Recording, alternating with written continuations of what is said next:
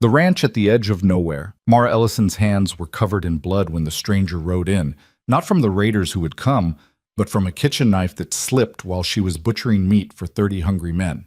She didn't know then that the quiet drifter asking for coffee would bring both salvation and destruction to the ranch. She didn't know he was running from a past darker than her own. And she certainly didn't know that in 3 weeks she'd be standing beside him with a rifle in her hands, fighting for a life she never thought she deserved. If you want to see how two broken souls found home in the most impossible place, stay until the end. Hit that like button and comment what city you're watching from.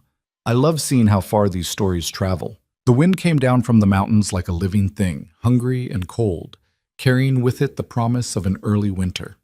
It rattled the windows of the cookhouse at the Broken Ridge Ranch, where Mara Ellison had been awake since 4 in the morning, same as every other day for the past 3 years. Her hands moved through familiar motions: flour, water, lard, salt. Biscuits for 30 men, then eggs, then bacon, then coffee, strong enough to strip paint. The routine was her armor, each task a brick in the wall she'd built around herself. At 28, Mara carried her weight like an apology. Not the softness itself, she'd long since made peace with her body, but the way others looked at it, the way they looked at her. In a world of hard men doing hard work, she'd learned to make herself small despite her size. Speak less. Work harder. Take up only the space absolutely necessary. The ranch hands would start arriving in 20 minutes. She knew them all by their bootsteps now. Jenkins, the foreman, always first. Heavy footfalls, slight drag on the left from an old rodeo injury. Then Torres and his nephew Miguel, usually arguing in rapid Spanish about something that didn't matter.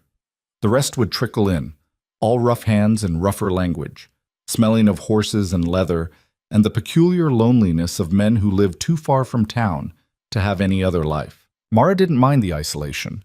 After what happened in Cheyenne, isolation felt like safety. She was pulling the 3rd batch of biscuits from the oven when she heard it, a sound that didn't belong in the pre-dawn symphony of the ranch. Horse hooves, but not the familiar rhythm of the hands heading out to work. These were slower, deliberate, tired. Through the cookhouse window, she saw him. The stranger sat astride a paint horse that looked as worn as its rider. He was tall, lean in the way of men who'd missed too many meals, wearing a duster that had seen better years and a hat pulled low against the wind. Something about the way he sat, absolutely still, like he could wait forever, made Mara's heart kick against her ribs. She told herself it was just surprise. Strangers were rare this far from anything. The man dismounted with the careful movements of someone nursing injuries, old ones probably, the kind that never fully healed. He tied his horse to the rail outside the cookhouse and stood there for a moment, looking at the building like he was weighing something in his mind. Then he climbed the 3 wooden steps and knocked. Not loud, not demanding, just 2 solid raps that somehow communicated more patience than any man Mara had ever known possessed. She wiped her hands on her apron, flour dusting the worn fabric, and crossed to the door. Through the small window she could see him more clearly now. Maybe 35, maybe older. Hard, living aged a man in ways calendar years couldn't. He had a face that might have been handsome if it wasn't so guarded, all sharp angles and watchful eyes the color of winter sky. Mara opened the door a crack. "We're not open yet. I know." His voice was quiet, with a roughness to it like gravel under snow. "Saw the smoke from the chimney, figured someone was up. I'm not asking for charity, just wondering if I could buy a cup of coffee and maybe some information." "Information about what?" "Work." He pulled a worn leather wallet from his pocket. "Shato moshipam." Extracted a few bills. "I can pay for the coffee." Mara should have sent him away.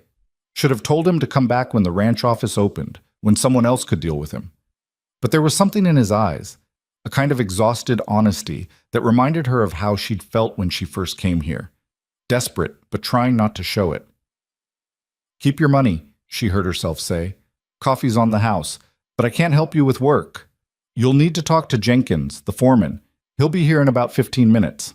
The stranger nodded, a small dip of his head that conveyed gratitude without servility. "Appreciate it, ma'am."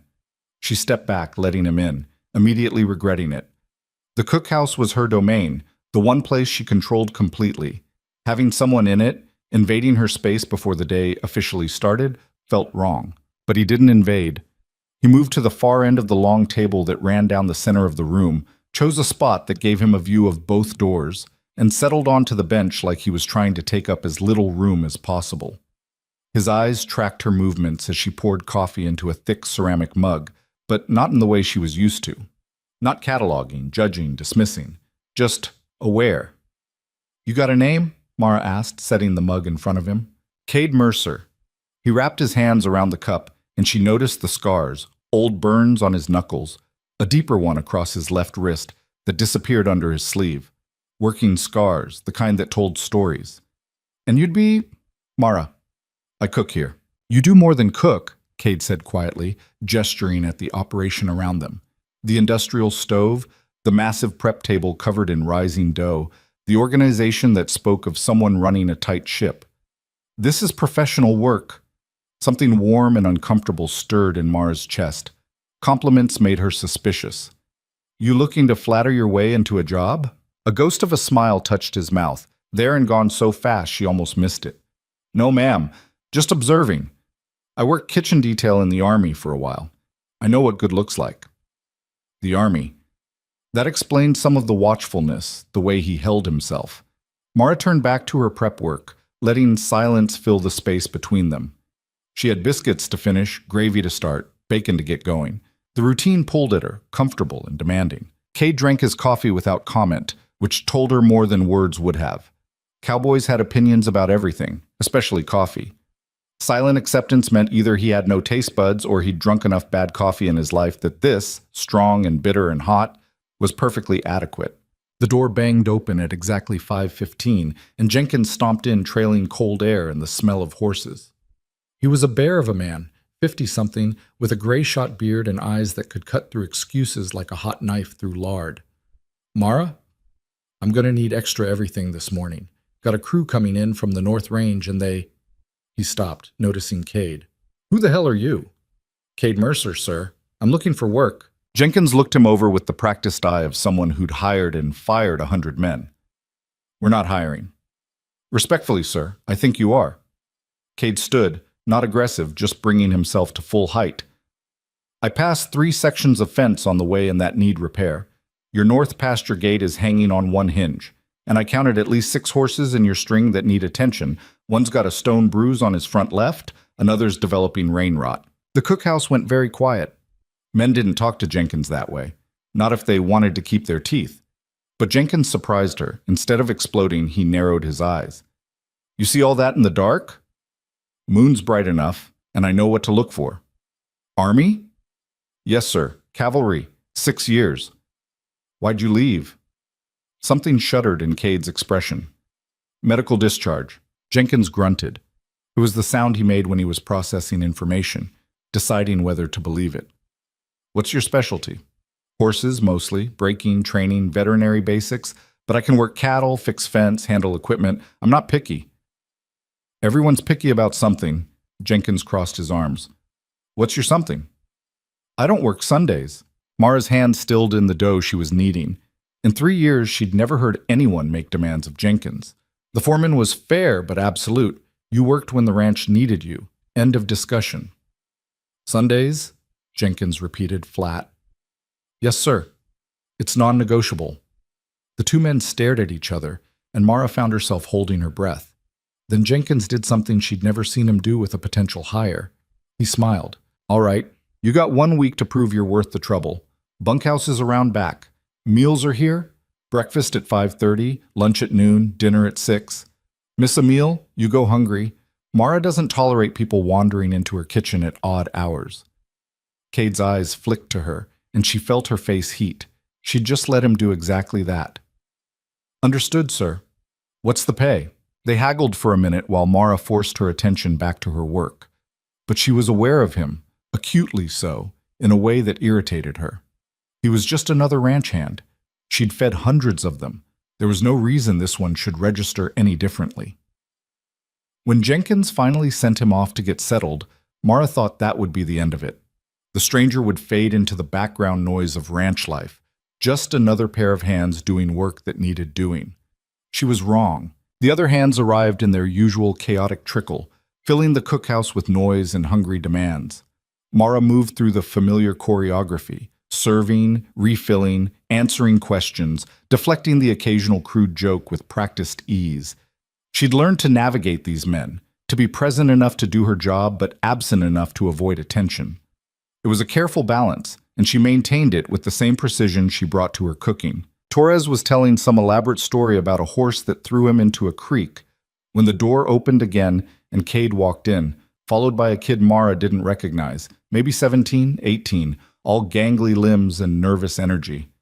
"Found this one lost," Cade said to Jenkins. "Says he's supposed to start today?" "Shit." Jenkins scrubbed a hand over his face. "Forgot about the new hire. This is Danny, owner's nephew or cousin or something. We're supposed to teach him the business." Danny looked like he'd rather be anywhere else. City kid, Mara thought, probably sent here as punishment or character building. She'd seen the type before. They usually lasted 2 weeks, maybe 3 if they were stubborn. "Sit down, both of you," Jenkins said. "Mara, we got food for 2 more?" "Always." She was already pulling extra plates. Cade chose a spot at the far end of the table, and after a moment's hesitation, Danny sat beside him. The kid looked terrified of the older ranch hands, who were already sizing him up with predatory interest. "So, city boy," one of them called out. Harris, a decent worker but an asshole when he had an audience. "You ever even seen a cow before?" Danny's face went red. I've ridden horses." "Oh, he's ridden horses," Harris mocked. "Probably English saddle, posting trot, all that fancy shit." "Leave him alone," Mara said sharply, setting a plate in front of Cade. "Everyone's new once." "Yes, ma'am," Harris said, grinning, but his eyes said he wasn't done with Danny. Mara turned away, heading back to the stove, and missed what happened next. She only heard it, a sudden scrape of bench against floor, then Cade's quiet voice cutting through the laughter. "Harris, is it?" "Yeah, what's it to you?" "Just wanted to remember the name. In my experience, men who pick on kids half their size usually have something to prove. Curious what yours is." The cookhouse went silent. Mara turned slowly, taking in the tableau, Cade still seated but somehow radiating a kind of coiled readiness, Harris halfway to standing, face flushed with anger. "You calling me a coward?"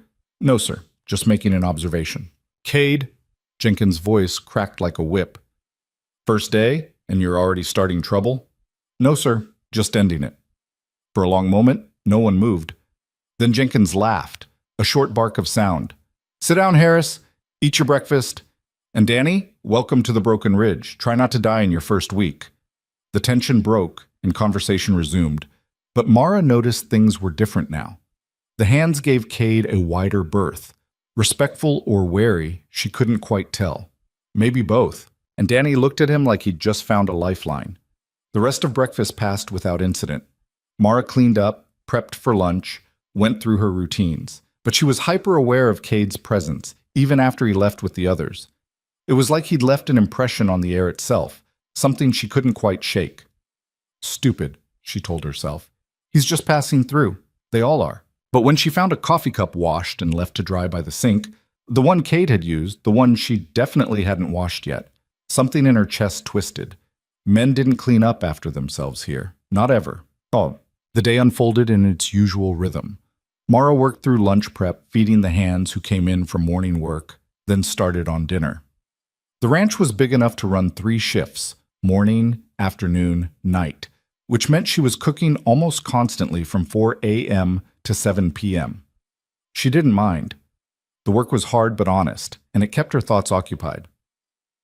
It was late afternoon when Jenkins found her in the kitchen, flour in her hair and exhaustion settling into her bones. "Need to talk to you," he said, and something in his tone made her stomach clench. "What's wrong?" "Nothing's wrong, just keeping you informed." He leaned against the doorframe, looking uncomfortable.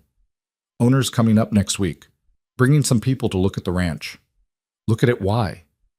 "Thinking about selling." The words hit her like a physical blow. "Selling? But this place has been in the Thornton family for 3 generations. "Yeah, well, 3rd generation doesn't want it. Young Thornton's got his sights set on tech money in California, not cow shit in Wyoming." Jenkins's voice was bitter. "He's bringing potential buyers. Wants everything running smooth, looking good." "What does that mean for us?" "Means do your job, keep your head down. Don't give anyone a reason to think about changes. He paused. You'll be fine, Mara. New owners will need a cook same as old ones. But Mara knew better. New owners meant new everything. New rules, new expectations, new people evaluating whether she was worth keeping. And in her experience, she was usually the first thing people decided they didn't need. After Jenkins left, she stood at the sink for a long time, hands in cold water, trying to breathe through the panic rising in her chest. This ranch was supposed to be stable, safe, the place she could finally stop running. She'd been naive to think anywhere was permanent. Dinner that night was a subdued affair. Word had spread about the potential sale, and the hands ate in near silence, each man lost in his own thoughts about what it might mean for his future. Cade came in with Danny, both of them dusty and worn from a day's work. The kid walked like every muscle hurt, but there was something different about him too. A kind of tired pride. He'd survived day one. You did good today, Mara heard Cade tell him quietly as they sat down. Tomorrow won't be as hard. Everything hurts. That means you worked. Pain is just your body getting stronger. Danny managed a weak smile. You really believe that? No, Cade admitted. But it sounds better than welcome to the rest of your life. The kid laughed, and Mara found herself smiling despite everything. There was something steady about Cade, something that made people feel safer. She wondered if the army had taught him that, or if he'd always been that way. She was serving seconds when she heard glass shatter in the kitchen. Cursing, she rushed back to find she'd knocked over a jar of preserves, 2 months' worth of work spreading across the floor in a sticky mess. Damn it! She grabbed a towel, started trying to salvage what she could. Need help? She looked up to find Cade in the doorway, napkin in hand. I've got it. Didn't say you didn't. Asked if you needed help. For a moment, pride warred with practicality. Then she sighed. There's another towel under the sink. They worked in silence, cleaning up the mess. Cade didn't comment, didn't try to make conversation, just helped, efficiently and without fuss. When it was done, he washed his hands and started to leave, then paused. The biscuits this morning were the best I've had in 10 years. Mara blinked. What? Just thought you should know. And he was gone. Back to the dining room, leaving her standing there with a compliment she didn't know what to do with. That night, long after the last hand had eaten and left, Mara sat alone in the cookhouse with a cup of tea she didn't want and thoughts she couldn't organize. Through the window, she could see lights in the bunkhouse, hear the occasional burst of laughter. Somewhere out there, Cade Mercer was settling into his first night on the ranch, learning the rhythms of a place he might only stay for a week, a month, maybe a season. Mara told herself it didn't matter, told herself she'd learned long ago not to get attached to temporary things. But as she watched the lights flicker and fade, one by one, until only darkness remained, she couldn't shake the feeling that something had shifted, that the quiet stranger asking for coffee and work had brought with him the first winds of a change she wasn't ready for. The wind picked up outside, rattling the windows again, and Mara shivered despite the warmth of the cookhouse. Wyoming wind always felt like a warning. She just didn't know yet what it was warning her about. 3 days later, Mara learned that Cade Mercer was either the most capable man on the ranch or the most reckless. It was afternoon, and she was in the root cellar restocking supplies when she heard the commotion, shouting, the thunder of hooves, then a sound that made her blood freeze. A scream, human, high-pitched, terrified. She dropped the crate of potatoes and ran. The scene that greeted her was chaos. The hands were gathered around the main corral, where a massive black bull, 2,000 pounds of muscle and fury, was throwing itself against the fence. And in the center of the ring, backed against a water trough, was Danny. The kid must have been trying to move the bull between pastures. Inexperienced, probably did something to spook it. Now he was trapped, and the bull was deciding whether to charge again. Someone get in there, Jenkins was shouting.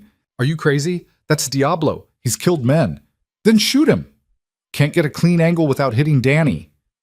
Mara watched in horror as the bull lowered its head, pawing the ground. Danny had nowhere to go. In seconds, he'd be dead. Then Cade was moving. He didn't run. Running would have spooked the bull further. He walked, steady and calm, directly into the corral. In his hands was a length of rope. Nothing else.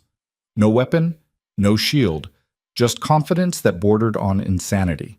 "Cade, don't—" Jenkins started, but it was too late. The bull saw him, swung its massive head around. For a heartbeat, Mara thought it would charge. Then Cade did something strange. He started talking to it. Low, soft words she couldn't hear over the pounding of her own heart. The bull snorted, pawed the ground again. But it didn't charge. Cade kept walking, kept talking, moving at an angle that drew the bull's attention away from Danny. The kid stood frozen, tears streaming down his face. "Danny," Cade said, not loud but carrying authority. "When I tell you to move, walk, don't run, to the fence. Understand?" A tiny nod. "Good. Wait for it." Cade moved closer to the bull, impossibly close. The rope in his hand swung in a lazy circle. Still talking, still calm, like he was gentling a spooked horse instead of facing down a creature that could kill him with a single toss of its horns. "Now, Danny, walk." The kid moved, slow and shaking, toward the fence.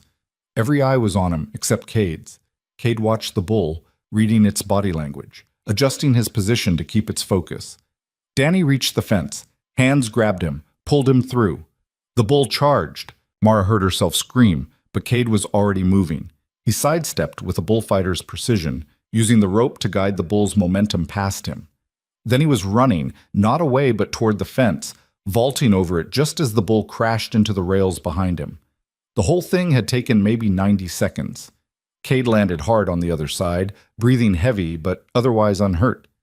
Jenkins grabbed him by the shoulders. "You stupid, crazy son of a bitch." "Yes, sir. That was the bravest goddamn thing I've ever seen." "Thank you, sir." "Don't do it again." "No promises, sir." Jenkins laughed, shook his head, and walked away muttering. The other hands crowded around Cade, slapping his back, asking how he learned to move like that. Danny was crying openly now, thanking him over and over. Mara stood apart, watching.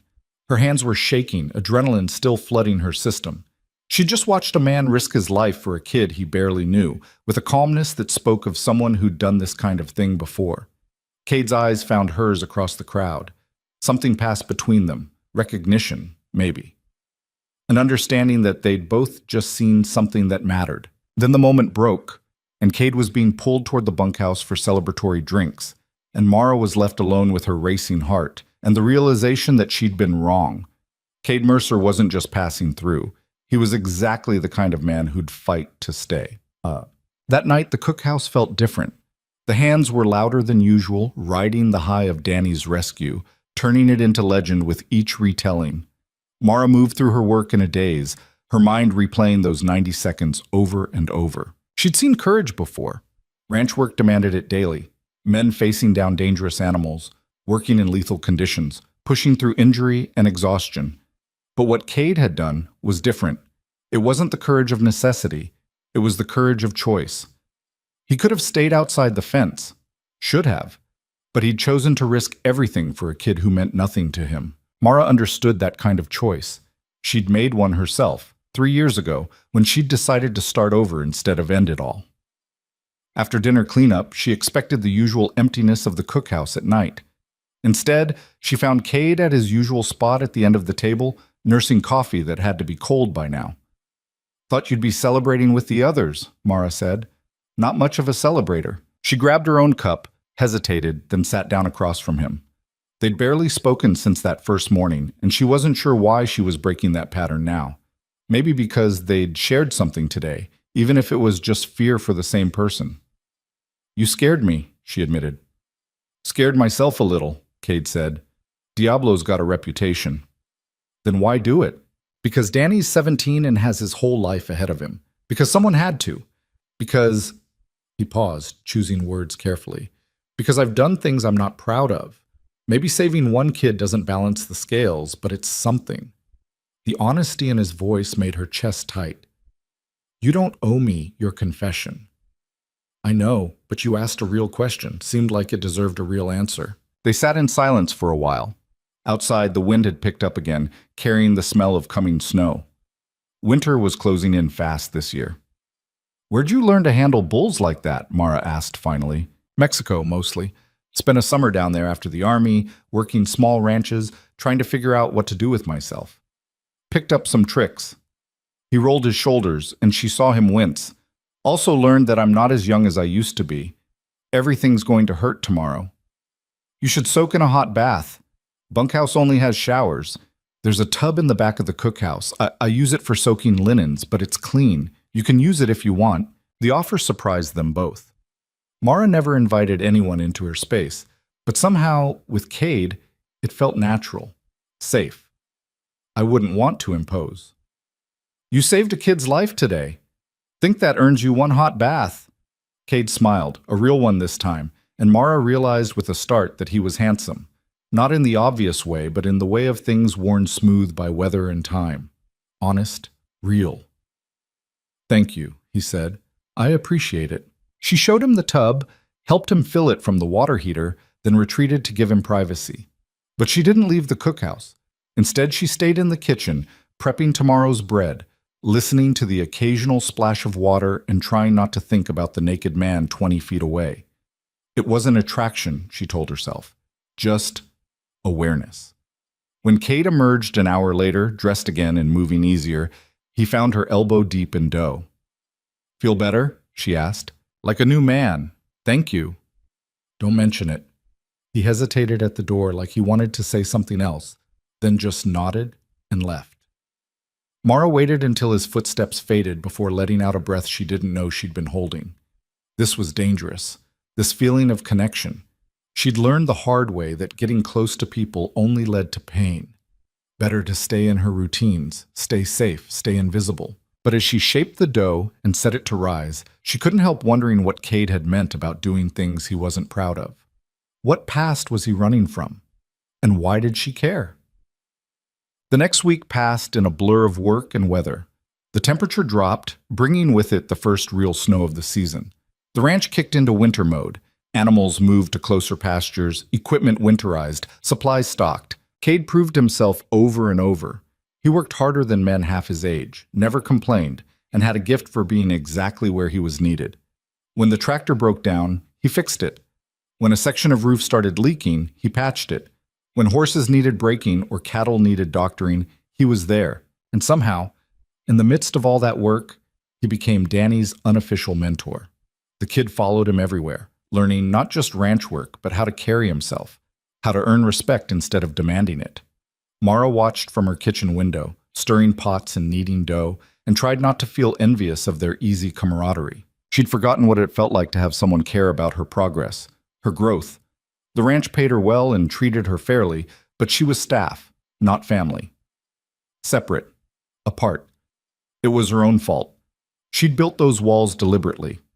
On Sunday, Cade's non-negotiable day off, she found herself with unexpected free time.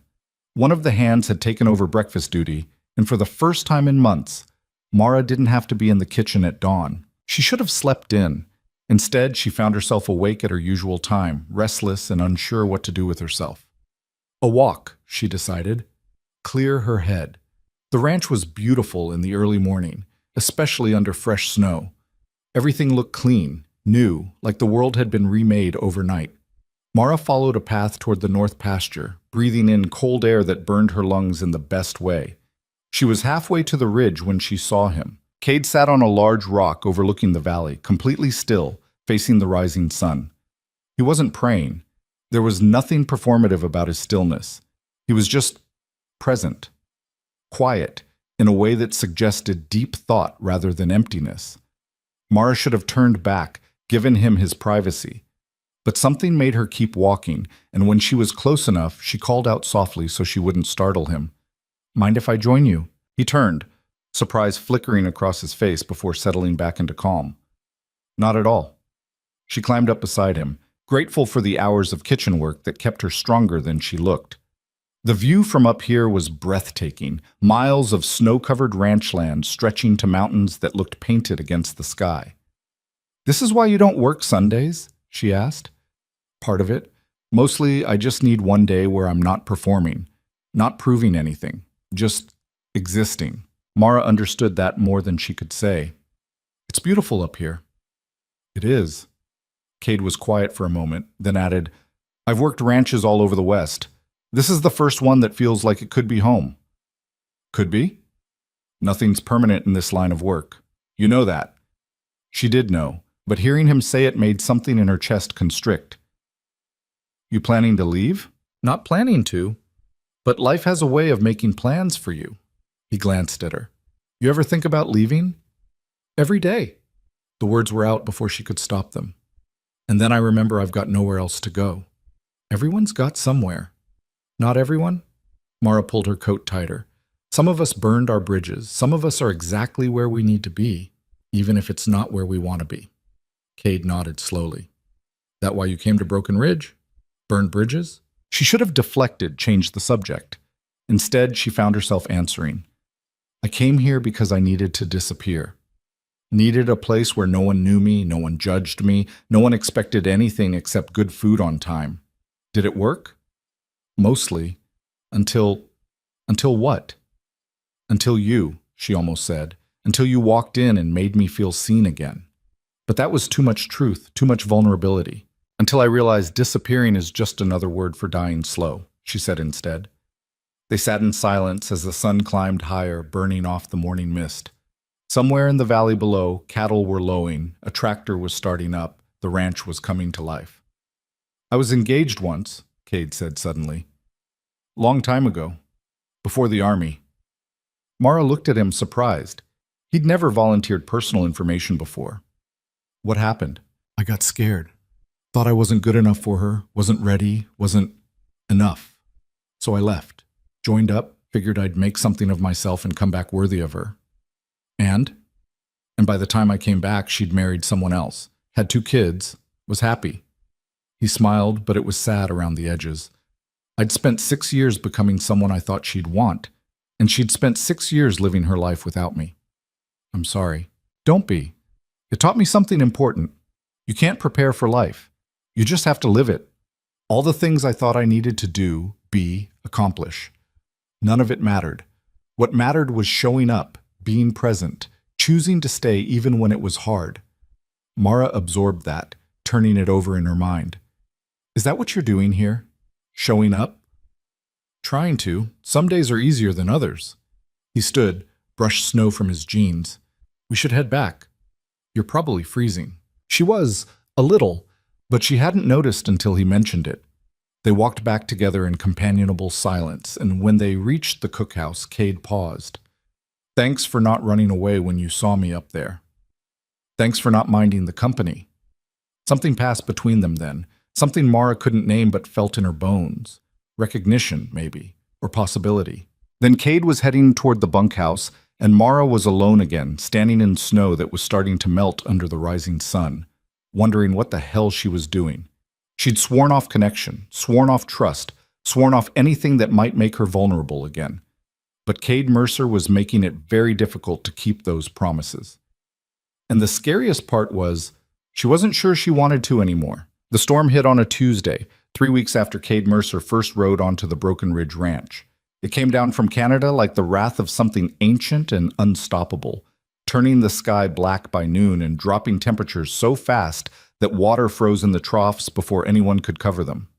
Jenkins had seen it coming on the weather reports and sent riders out to bring the herds to shelter, but nature moved faster than men on horseback. By 2 in the afternoon, visibility was 0. By 3, the wind was strong enough to knock a man off his feet. And somewhere out in that white hell, Torres and his nephew Miguel hadn't come back. Mara stood at the cookhouse window, watching the world disappear into whiteness, her stomach tight with dread.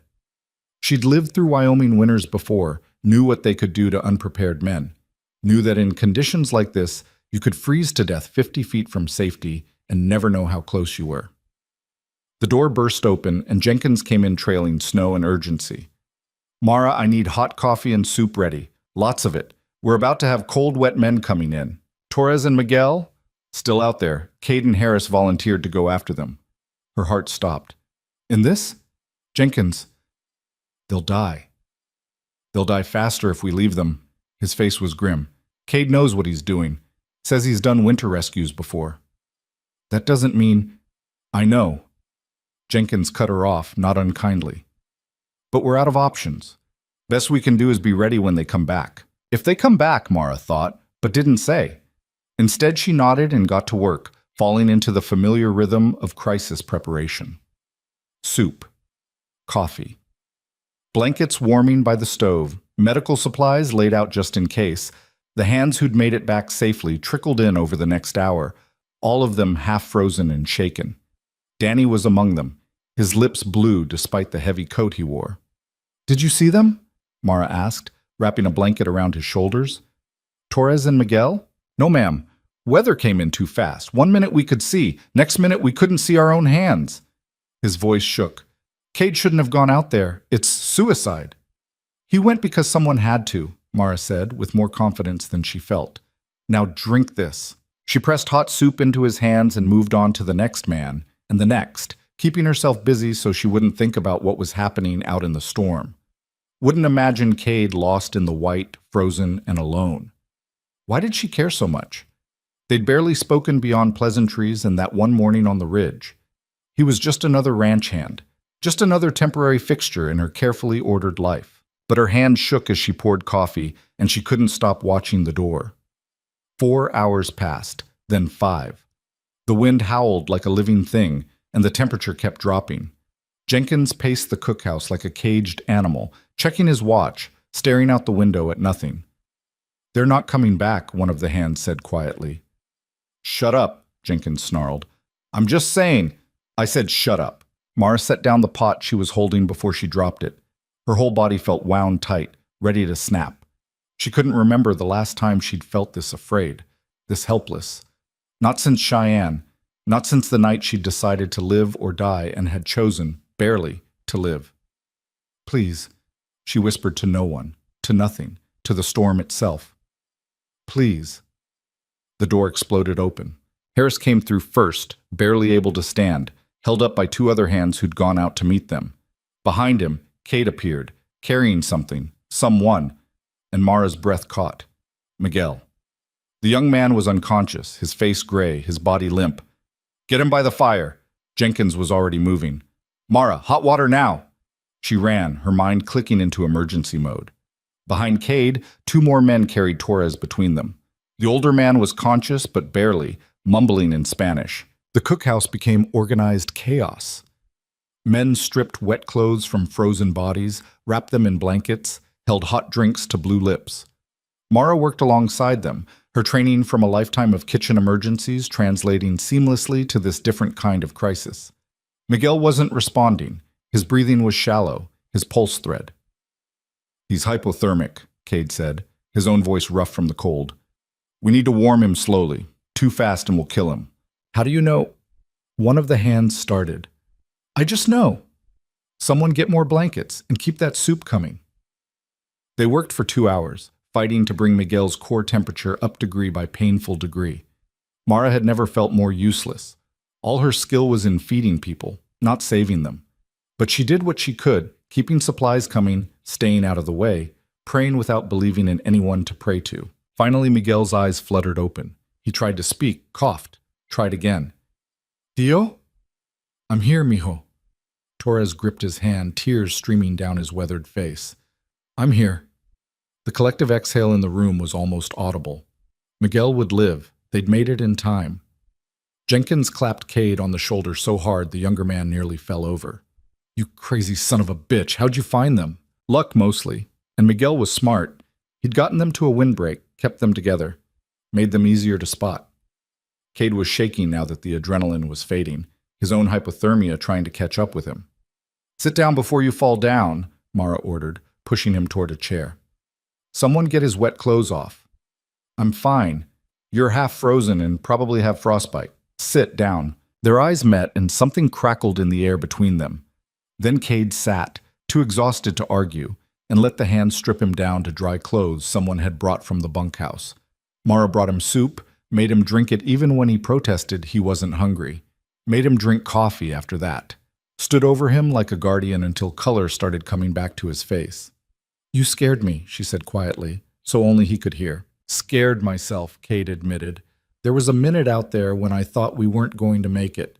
Couldn't see Harris, couldn't see the ranch, couldn't see anything, just white and cold, and the sound of Miguel not answering when we called." "But you found them." "Yeah, we did." He looked up at her and his eyes were raw with something she couldn't name. "Couldn't have done it alone, though. Harris saved my life out there. I got turned around, was about to head the wrong direction. He grabbed me, got me oriented. Man's an asshole, but he's a competent asshole. Across the room, Harris caught Cade's eye and nodded once. A truce, maybe.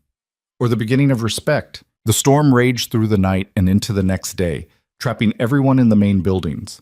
The hands rotated between the bunkhouse and the cookhouse, and Mara worked around the clock, keeping them fed and warm. Cade stayed close to Miguel, monitoring him, making sure his recovery was progressing. The bond between them was instant and unshakable. The boy owed him his life, and that meant something in this world of hard men and harder country. In the quiet hours after midnight, when most of the hands had finally bedded down in the bunkhouse, Mara found Cade alone in the cookhouse, staring at his hands. The frostbite hadn't been severe, but his fingertips were bandaged, and she knew they had to hurt. "Can't sleep?" she asked. "Too wired. Keep replaying it in my head, all the ways it could have gone wrong. But it didn't. This time." He flexed his damaged hands carefully. "Next time, we might not be so lucky." Mara sat down across from him, the same seat she'd taken that first morning.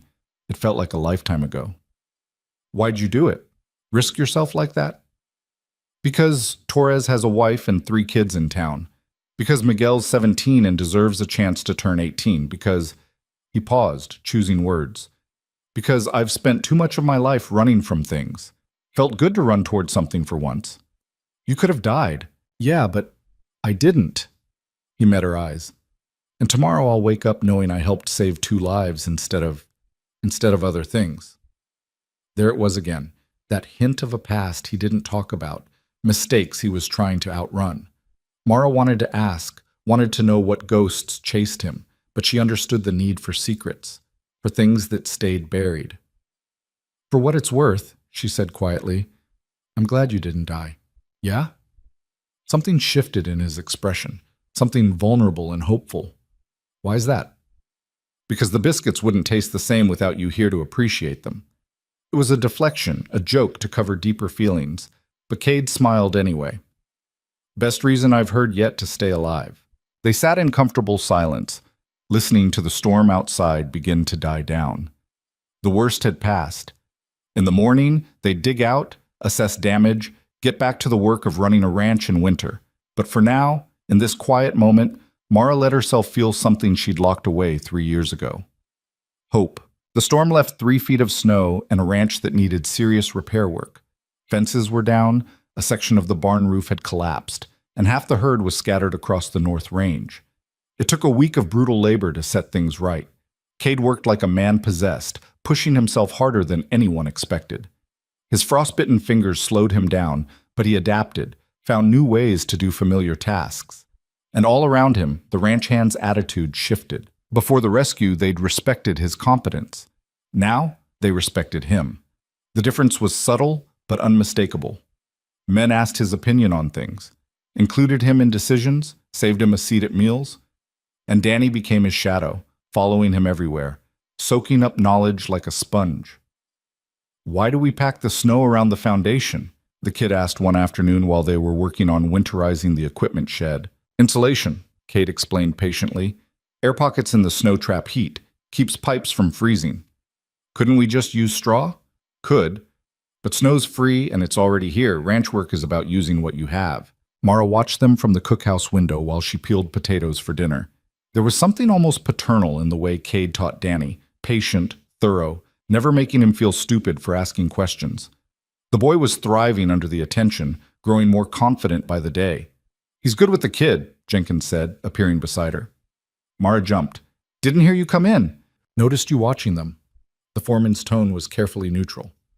"Cade's turning into a real asset. Owner's going to have a hard time letting him go if the sale goes through." "If?" "Looking less likely by the day. Buyers came through last week while you were in town for supplies. Took one look at the storm damage and the amount of work this place needs, decided they wanted something turnkey." Jenkins smiled grimly.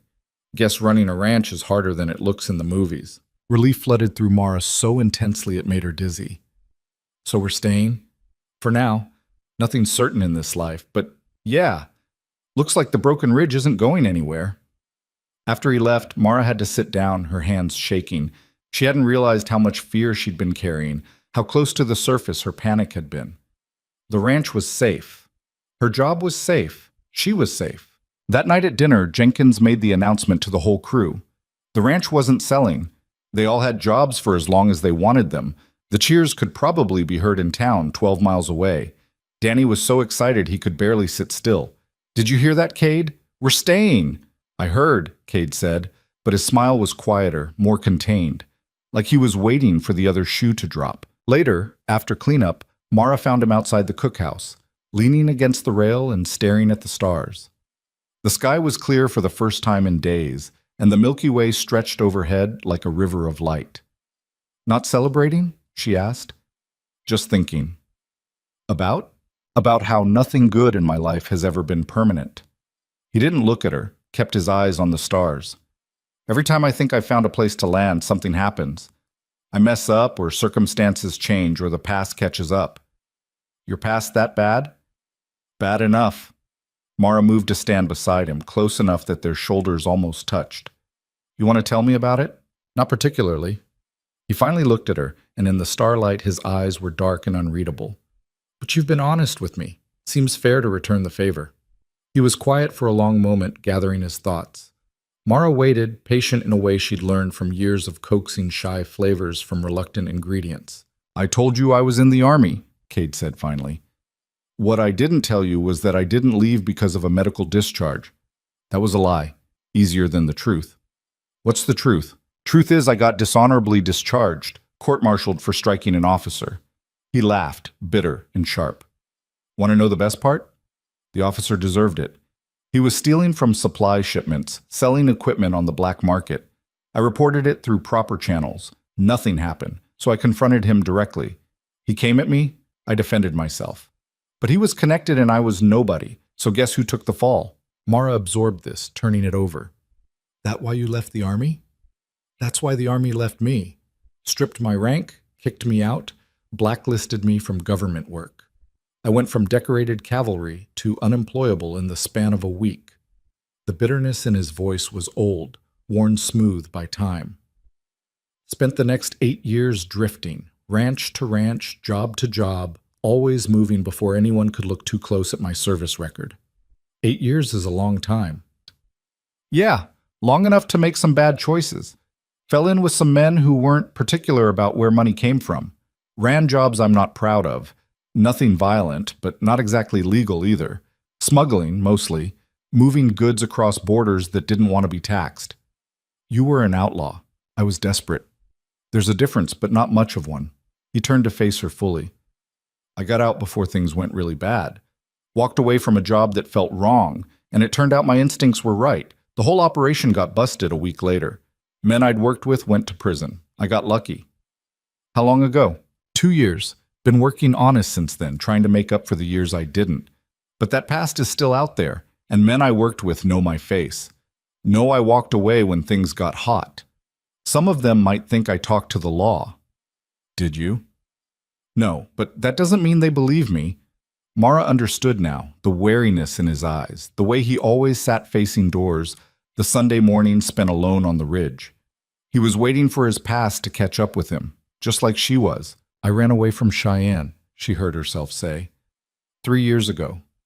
Ran away from a man who said he loved me, but loved control more." Cade's attention sharpened, focused entirely on her. "He hurt you? Not the way you're thinking. Never hit me. But there are other ways to hurt someone." She wrapped her arms around herself, cold despite her heavy coat. "He was systematic. About breaking me down. Told me I was too fat, too stupid, too lucky, anyone would want me. Made me believe I should be grateful for his attention. Isolated me from friends, family, anyone who might have helped me see what was happening." "Mara?" "Let me finish." She needed to say this, needed to let it out before courage failed her. "I believed him. Believed I was worthless, unlovable, that I deserved how small he made me feel. Believed it right up until the night he proposed. What happened? I looked at the ring, this expensive, beautiful thing, and I realized this was it. This was my whole life, right there. Marry him, let him finish the job of erasing whoever I used to be. And I just couldn't." She laughed, but it hurt. "I said no. First time I'd ever said no to him. And the look on his face, like I'd committed treason, like I'd stolen something that belonged to him. Did he let you go? Eventually, after he told me I'd regret it, that no one else would ever want me, that I'd come crawling back. The memory still had teeth. I almost believed him. But I packed a bag, took every dollar I'd saved, and drove until I couldn't drive anymore. Ended up here. He ever come looking for you? Don't think so. I changed my name, legally, properly, became someone new, someone he couldn't find. She met Cade's eyes. So I understand running, understand hiding, understand being afraid your past will catch up with you. They stood in silence, two broken people who'd shared their fractures. Above them, stars wheeled through an endless sky, indifferent to human pain and human hope in equal measure. We're a pair, aren't we? Cade said finally. We are. Think people like us get second chances? I used to think no. Now. She hesitated, then took the leap. Now I think maybe we do. If we're brave enough to take them. Cade reached out slowly, giving her time to pull away. When she didn't, he took her hand. His palm was warm, calloused, steady. I'd like to try, he said, being brave enough. If you would. Mara's heart hammered against her ribs. This was dangerous. This was exactly what she'd sworn off. But standing here under infinite stars with a man who understood brokenness because he carried his own, she found herself nodding. I'd like that too. He smiled, a real smile, full and genuine, and squeezed her hand once before letting go. Better get some sleep. Tomorrow's going to be brutal. They all are. Yeah, but maybe a little less brutal if we're in it together. He walked toward the bunkhouse, and Mara watched him go, her hand still warm where he'd held it. She should have been terrified, should have been running the other direction. Instead, she felt more alive than she had in 3 years. The weeks that followed were the hardest and best of Mara's life. The ranch demanded everything. Winter work was relentless, dangerous, necessary. And in the midst of it, she and Cade found moments. Coffee in the early morning before anyone else was up. Quiet conversations during lunch breaks. Evenings after dinner when he'd help her clean up, their hands occasionally brushing as they worked. They didn't rush. Neither of them was ready for that. But they circled each other like cautious animals, learning each other's patterns, building trust in increments. The ranch hands noticed. Of course they did. 30 people living in close quarters saw everything, but to Mara's surprise, they didn't mock. Torres gave her approving nods. Jenkins winked at her when Cade wasn't looking. Even Harris, who she'd never particularly liked, said one morning, "About time someone made that man smile." Danny was the most obvious about it. "You like him," he said one afternoon while helping her carry supplies from storage. "I don't know what you're talking about." "Yes, you do.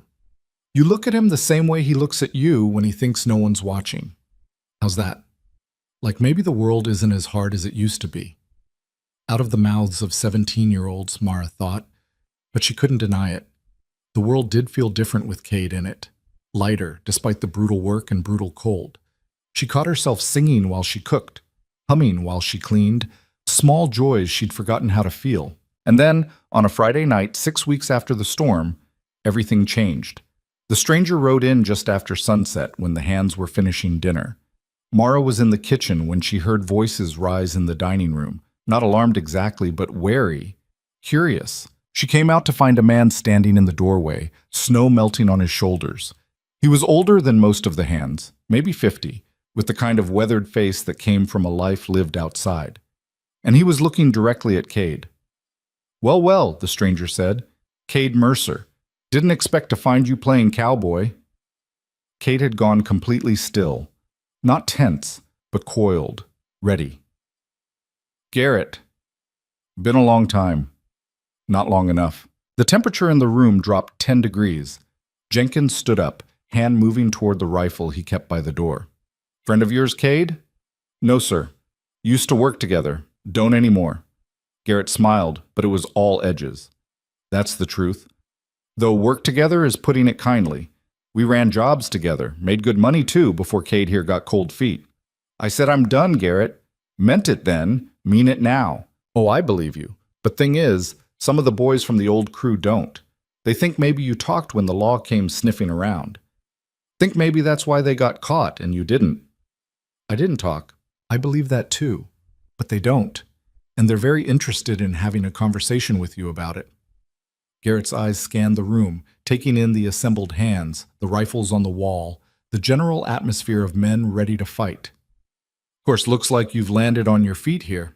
Got yourself a nice setup. Be a shame if trouble came calling. Jenkins' hand was definitely on the rifle now. Mister, I don't know what business you think you have here, but just delivering a message, Garrett interrupted smoothly. Old friend. Past has a way of catching up, Cade. You know that better than anyone. Smart man might start thinking about moving on before it gets messy. Or, Cade said quietly, dangerously, a smart man might tell his old crew that I'm done running, that if they want a conversation, they can come have it, and they can deal with the consequences. Brave words. Hope you can back them up. Garrett tipped his hat, water spraying from the brim. I'll pass that along. But Cade, the boys aren't interested in talking. They're interested in making examples. You might want to remember that. He left as quickly as he'd come, letting in a blast of cold air before the door swung shut behind him. For a long moment, nobody moved. Then Jenkins said very calmly, Someone want to explain what the hell that was about? Cade stood, shoulders set. That was my past catching up. The silence after Garrett left felt like the moment before lightning strikes, charged, dangerous, full of potential violence. Jenkins still had his hand on the rifle, and every man in the cookhouse was watching Cade with expressions ranging from curiosity to suspicion to outright hostility. Kitchen, Jenkins said flatly. Now, Cade followed him without argument, and Mara found herself trailing behind, her heart hammering. This was it. The moment when everything they'd been building came crashing down. She'd known it was coming, known peace never lasted, but she'd let herself hope anyway. Stupid, she thought bitterly. Hope was always stupid. Jenkins shut the kitchen door behind them and turned to face Cade, arms crossed. Start talking. I told you most of it that first day. Army, dishonorable discharge, bad choices after. Cade's voice was steady, but Mara could see the tension in his shoulders. What I didn't tell you was specifically what those bad choices were. I'm listening. I ran with a crew out of Montana. We moved goods, mostly contraband liquor, and cigarettes across the Canadian border, some weapons, some other things I didn't ask about. I did it for 2 years, made decent money, tried not to think too hard about what we were really doing. Tried? Jenkins's tone was sharp. Failed, Cade admitted. The jobs got darker, more violent. Things I couldn't pretend were just business. So I walked away from a big score they were planning, told them I was out. And they didn't take it well. They didn't take it at all. Came after me, tried to force me back in. I disappeared, changed my name for a while, worked under the table. When I heard the crew got busted by federal marshals, I thought it was over, thought I was clear. But you weren't, Mara said quietly. Cade looked at her, and the pain in his eyes made her chest ache. Some of them got away, and apparently they think I'm the reason the rest got caught. Did you talk to the law? Jenkins demanded. No, sir, never. But I understand why they'd think I did. I left right before the bust, and I was the only one who walked away clean. He straightened, meeting Jenkins' gaze head on. I know what this means. I brought danger to your ranch, to your people. I'll leave tonight if you want. Draw them away from here. Like hell you will, Jenkins said, surprising them both. You leave now. They'll know we kicked you out. Makes us look weak. Makes them think they can threaten anyone on my ranch and get their way. Jenkins, no. You hear me, Mercer? I don't care what you did before you came here. What I care about is what you've done since. You've worked hard, saved lives, earned your place. That means something. It means I've put everyone in danger. It means you're part of this crew, and we don't abandon our own just because things get complicated. Jenkins moved to the window, looking out at the darkening ranch. How many are we talking about? This crew of yours? Not mine anymore, but probably 5, maybe 6 men. They're hard, Jenkins. Military trained, most of them. Used to working in the shadows. If they come, they'll come fast and they'll come prepared. Then so will we. The foreman's jaw set in that stubborn line Mara knew meant he'd made a decision and nothing would change his mind. I'm not letting outlaws think they can roll up on the broken ridge and make demands. This isn't your fight. You made it my fight when you became one of my hands. Now shut up and let me think. Cade subsided, but Mara could see the war happening behind his eyes. He wanted to argue, wanted to leave, wanted to protect them by drawing the danger away. But Jenkins wasn't giving him that option. Mara, Jenkins said without turning around, how much food can you prep and store? Enough to keep us fed if we're stuck inside for a few days? The question caught her off guard. Yes, we've got supplies.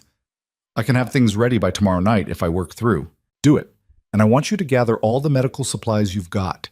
Bandages, antiseptic, whatever you use when the hands hurt themselves. Put it somewhere central where we can get to it fast. You think it's going to come to that? Her voice came out smaller than she'd like. I think hoping for the best and preparing for the worst is how you survive in this country. Finally, he turned to face them. Cade, I want you to walk me through defensive positions. Where would you hit us if you were them? Jenkins, I can't. That wasn't a request. You know how these men think. You know how they operate, so help me protect this ranch. His expression softened slightly. I know you feel guilty. I know you think leaving is the noble thing, but running won't make them go away. And it'll just get you killed alone instead of standing with people who give a damn whether you live or die. So make a choice, son. Run, or stay and fight. The kitchen fell silent except for the hiss of the stove and the wind rattling the windows. Mara watched Cade's face, saw 100 emotions flicker across it before finally settling on something that looked like resignation mixed with gratitude. If I stay, people could die. People could die anyway, Jenkins said bluntly. At least this way we know it's coming and we can do something about it. Cade nodded slowly. All right, I'll stay. But I'm telling you now, if this goes bad, if people get hurt because of me, then we'll deal with it together. Now come on, we've got work to do. They left, heading back into the dining room where the hands were waiting with questions written all over their faces.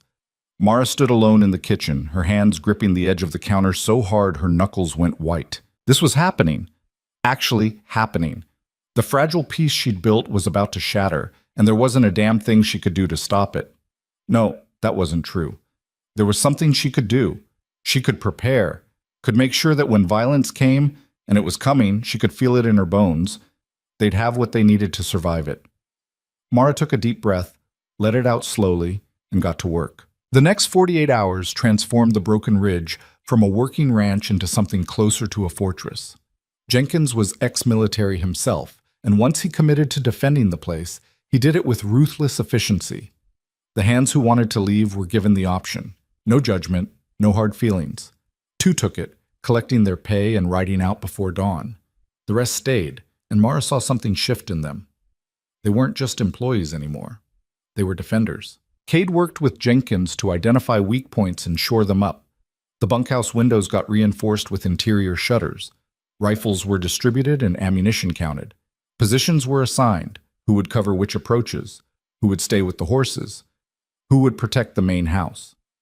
And in the middle of it all, Mara cooked. She made enough food to feed an army, storing it in containers that could be grabbed and eaten quickly. She organized the medical supplies like Jenkins had asked, creating 3 separate kits placed strategically around the property. She even found herself digging through old storage and pulling out the shotgun her predecessor had kept, a double-barrel coach gun that probably hadn't been fired in 20 years. You know how to use that? Torres asked, finding her in the cookhouse cleaning it. My father taught me when I was 12. Haven't touched one since. The metal was cold under her hands, familiar and foreign at the same time. Figure it's like riding a bike. A bike that kicks like a mule and can blow a hole through a man. But Torres's expression was approving. Your father teach you to shoot straight? Straight enough. Good. Because if things go bad, we're going to need everyone who can hold a weapon. After he left, Mara sat with the shotgun across her lap, trying to reconcile the woman she'd become with the woman she'd have to be. She'd spent 3 years making herself small, invisible, safe. Now she was preparing for war. The irony wasn't lost on her. That evening, Jenkins called everyone together in the cookhouse for what he called a strategic briefing. Mara had never seen him so serious, so military. This was a side of the foreman that rarely showed, the soldier he'd been before he became a ranch hand. Here's what we know, he said, spreading a hand-drawn map of the ranch across the table. Cade's former associates are likely watching us right now, figuring out our patterns, our weaknesses. They'll wait until they think we're vulnerable, then they'll hit fast. Probably at night, probably when they think most of us are asleep. How many? Harris asked. Cade estimates 5 to 7 men, all trained, all armed, all motivated by either revenge or the belief that he betrayed them. And we're supposed to fight off 7 armed men? There's only 15 of us. 16, Danny said quietly. All eyes turned to him. I can shoot. My dad made sure of it before he sent me here. You're 17, Jenkins said flatly. Old enough. And this is my ranch too, isn't it? My uncle's place? The kid's voice shook, but he didn't back down. I'm not hiding while everyone else fights. Jenkins looked like he wanted to argue, but Cade spoke up first. Give him a rifle and a position away from the main action. He's right. 16 is better than 15, and if they breach our perimeter, we'll need everyone. The foreman nodded reluctantly. Fine. But Danny, you follow orders exactly. No heroics, no stupid risks. Understood? Yes, sir. They spent the next hour going over the plan. The main house would be the fallback position. Solid construction, good sight lines. One entrance they could defend. The bunkhouse would be their first line, with men positioned to slow any attack. The horses would be moved to the far pasture tonight, too valuable and too vulnerable to keep close. And Mara would be in the cookhouse, which sat between the main house and the bunkhouse, with clear views of both. Your job is to stay down and stay safe, Jenkins told her. If they breach, I'll do what I have to do, Mara interrupted. I'm not helpless, Jenkins. Didn't say you were, but you're also the only one here who can't be replaced. We lose you, we lose our cook, our medical support, and the heart of this whole operation. He softened his tone. So please, be smart. After the meeting dispersed, Mara found herself alone with Cade again. He was checking the cookhouse windows, making sure they could be secured quickly. You should have left, she said. Probably. This is going to get people hurt. Maybe killed. I know. He turned to face her. But Jenkins was right. Running won't make them go away. They'll keep looking, keep hunting. Eventually they'll find me somewhere that doesn't have backup, and then... He shrugged. At least here I've got a chance. We've got a chance. I'm scared, Mara admitted. I haven't been this scared since Cheyenne. Me too. He crossed to her, stopped just close enough that she could feel his warmth. But I'll tell you what I told myself out in that storm when we were looking for Miguel. Sometimes you have to go through the fear to get to the other side. And what's on the other side? I don't know yet, but I'd like to find out. His hand found hers, rough palm against rough palm. 2 people who worked for a living touching in the space between violence. With you, if that's something you'd want. Mara looked up at him, this quiet man who'd ridden in asking for coffee and work, and had somehow become essential to her life. She should have protected herself better, should have kept her walls up, should have remembered that everyone she'd ever trusted had eventually hurt her. But standing here with night falling and danger coming, she found she didn't care about should-haves. I'd want that, she whispered. Cade smiled, sad and hopeful at the same time, and lifted her hand to his lips. The kiss he pressed there was gentle, reverent, nothing like the rough demand she'd known before. It was a promise without words, a claim without ownership. It was, she realized with a jolt, the first time a man had ever touched her like she was something precious. We're going to get through this, he said, whatever comes. Mara wanted to believe him, wanted to hold on to that certainty like a shield, but she'd lived through enough to know that wanting something didn't make it true. They came on the 3rd night, under a new moon that made the world nothing but shadows. Mara was awake when it started. She hadn't slept properly in days, too wired on fear and coffee. She was in the cookhouse, ostensibly checking supplies, but really just pacing, when she heard the first gunshot. It came from the direction of the north pasture, sharp and clear in the cold air. Then another. Then a whole volley that sounded like the world tearing apart. Contact north, someone shouted. Torres, she thought, his voice carrying across the ranch. Mara's hands went to the shotgun she'd propped by the door. Her heart hammered so hard she thought it might crack her ribs, but her hands were steady. Muscle memory, she told herself. Training from a lifetime ago kicking in. More gunshots. Return fire. The distinctive crack of Jenkins' rifle from the bunkhouse. Then a different sound, breaking glass from the direction of the main house. They were attacking from multiple directions, splitting the defense. Mara moved to the window, staying low like Cade had taught her. In the moonless dark, she could see muzzle flashes, shadows moving fast. The raiders had torches, stupid in a tactical sense, made them visible, but terrifying in a psychological one. Fire in the dark was primal fear. Something exploded near the bunkhouse, probably a Molotov cocktail. Flames licked up the side of the building, and she heard men shouting, scrambling to put it out before the whole structure caught. The cookhouse door burst open and Danny stumbled in, blood streaming from a cut above his eye. "They're everywhere," he gasped. "Jenkins sent me to get you to the main house. You're hurt. I'm fine. Come on, we have to—" Another explosion, closer this time. The windows rattled and something heavy hit the roof. Burning wood, Mara realized with horror. They were trying to burn them out. "Help me with the medical kit," she ordered, shoving her fear down deep. "Then we move." They grabbed what they could, the kit, extra ammunition, food and water. Outside, the ranch was chaos. Fire and gunshots and men running through smoke. Mara couldn't tell who was who, friend from enemy, defender from attacker. A raider came around the corner of the cookhouse, rifle raised. He saw them and swung the barrel toward Danny. Mara didn't think. The shotgun came up, her finger found the trigger, and she fired. The recoil nearly knocked her down, and the sound was deafening. But the raider went down hard, clutching his leg, screaming. Danny stared at her with wide eyes. "You shot him!" "He was going to shoot you." Her voice sounded distant, disconnected. "Now move." They ran for the main house, keeping low, using the smoke as cover. Bullets kicked up dirt around them, but they made it to the door and tumbled inside to find it already crowded with defenders. Jenkins was there, blood on his sleeve but still commanding. Torres and his nephew. Harris and 3 others. And Cade, at the window with his rifle, firing with the mechanical precision of someone who'd done this before. "They've got us surrounded," Jenkins reported grimly. 7 of them, just like you said. Professional setup.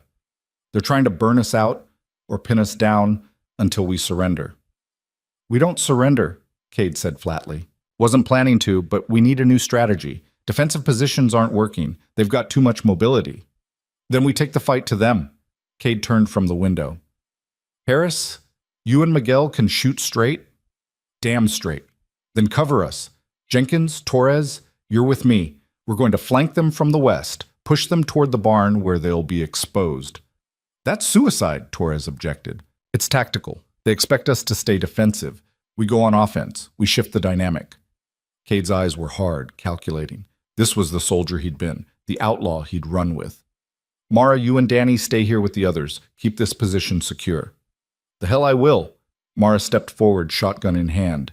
"You need every fighter you've got. I can shoot, and I'm not hiding while you risk your life for mistakes I understand better than anyone." They locked eyes, and something passed between them. Understanding. Respect. The knowledge that they were both done running. "Fine," Cade said. "But you stay behind me, and you do exactly what I say. No arguments." No arguments, Jenkins organized them quickly. 2 teams, one to create a diversion from the east, the other to hit the raiders from the west. It was risky, maybe reckless, but it was better than waiting to burn. Mara found herself moving through smoke and fire with Cade leading, Torres at his shoulder. The ranch she'd thought she knew looked alien, transformed into a battlefield. Buildings were burning. Bodies lay still in the dirt. She couldn't tell if they were raiders or defenders and told herself not to look too close. They rounded the barn and found 2 raiders trying to flank the main house. Cade took one down with a shot that echoed like thunder. Torres got the other before he could return fire. 3 down, 4 to go, Cade muttered. "They'll regroup. We need to press them while they're scattered." But the raiders weren't scattered anymore. They'd pulled back to the equipment shed, using it as a defensive position. From there, they had clear sight lines to the main house, the bunkhouse, everything. "Damn it," Jenkins assessed the situation with grim eyes. "We try to rush that position, they'll cut us down. Then we don't rush it. We wait them out." Cade reloaded his rifle with practiced efficiency. "They came for me, so I'll give them what they want." "Don't even think about it," Mara said sharply. "Not surrendering, just offering them a choice." He raised his voice, calling out into the smoke and darkness. "Garrett, I know you're out there. This isn't about your crew or revenge. This is about me. So let's settle it. You and me, no one else gets hurt." For a long moment, there was no response. Then a voice came back, rough and amused. You think I'm stupid enough to fall for that, Mercer? You're surrounded. You've got nowhere to go. Smart thing would be to surrender, face the consequences of your betrayal. I didn't betray anyone, but I understand why you can't believe that.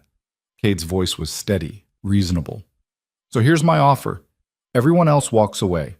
You want to fight? I'll give you one. But these people aren't part of this. Let them go. Can't do that. They've seen our faces. They're witnesses. Then what's the end game here, Garrett? You kill all of us? Burn the ranch to the ground? That's not going to bring your crew back from prison. That's just murder. Maybe I'm okay with murder. A gunshot cracked out, close enough that Mara felt the bullet pass. Cade dropped and rolled, returning fire, and suddenly the ranch exploded back into violence. But this time, the defenders were ready. This time, they fought with coordination and purpose. Harris and Danny provided covering fire from the main house. Jenkins and Torres pushed from the south. And Cade led a charge on the equipment shed that was either brilliant or insane. Mara stayed with him, her shotgun barking twice more as raiders tried to stop their advance. The fear was still there, huge and overwhelming, but underneath it was something stronger: anger, determination, the absolute refusal to lose the life she'd built here. They reached the shed and Cade kicked the door open. Inside, 3 raiders spun toward them, rifles raised. Everything happened in slow motion and too fast at once. Mara saw Cade take aim, saw Torres beside him do the same. Saw one raider go down, then another. Saw the third, Garrett, swing his weapon toward her. She fired first. The shotgun's roar filled the small space, and Garrett stumbled back, his shot going wild. He hit the wall and slid down it, leaving a smear of blood.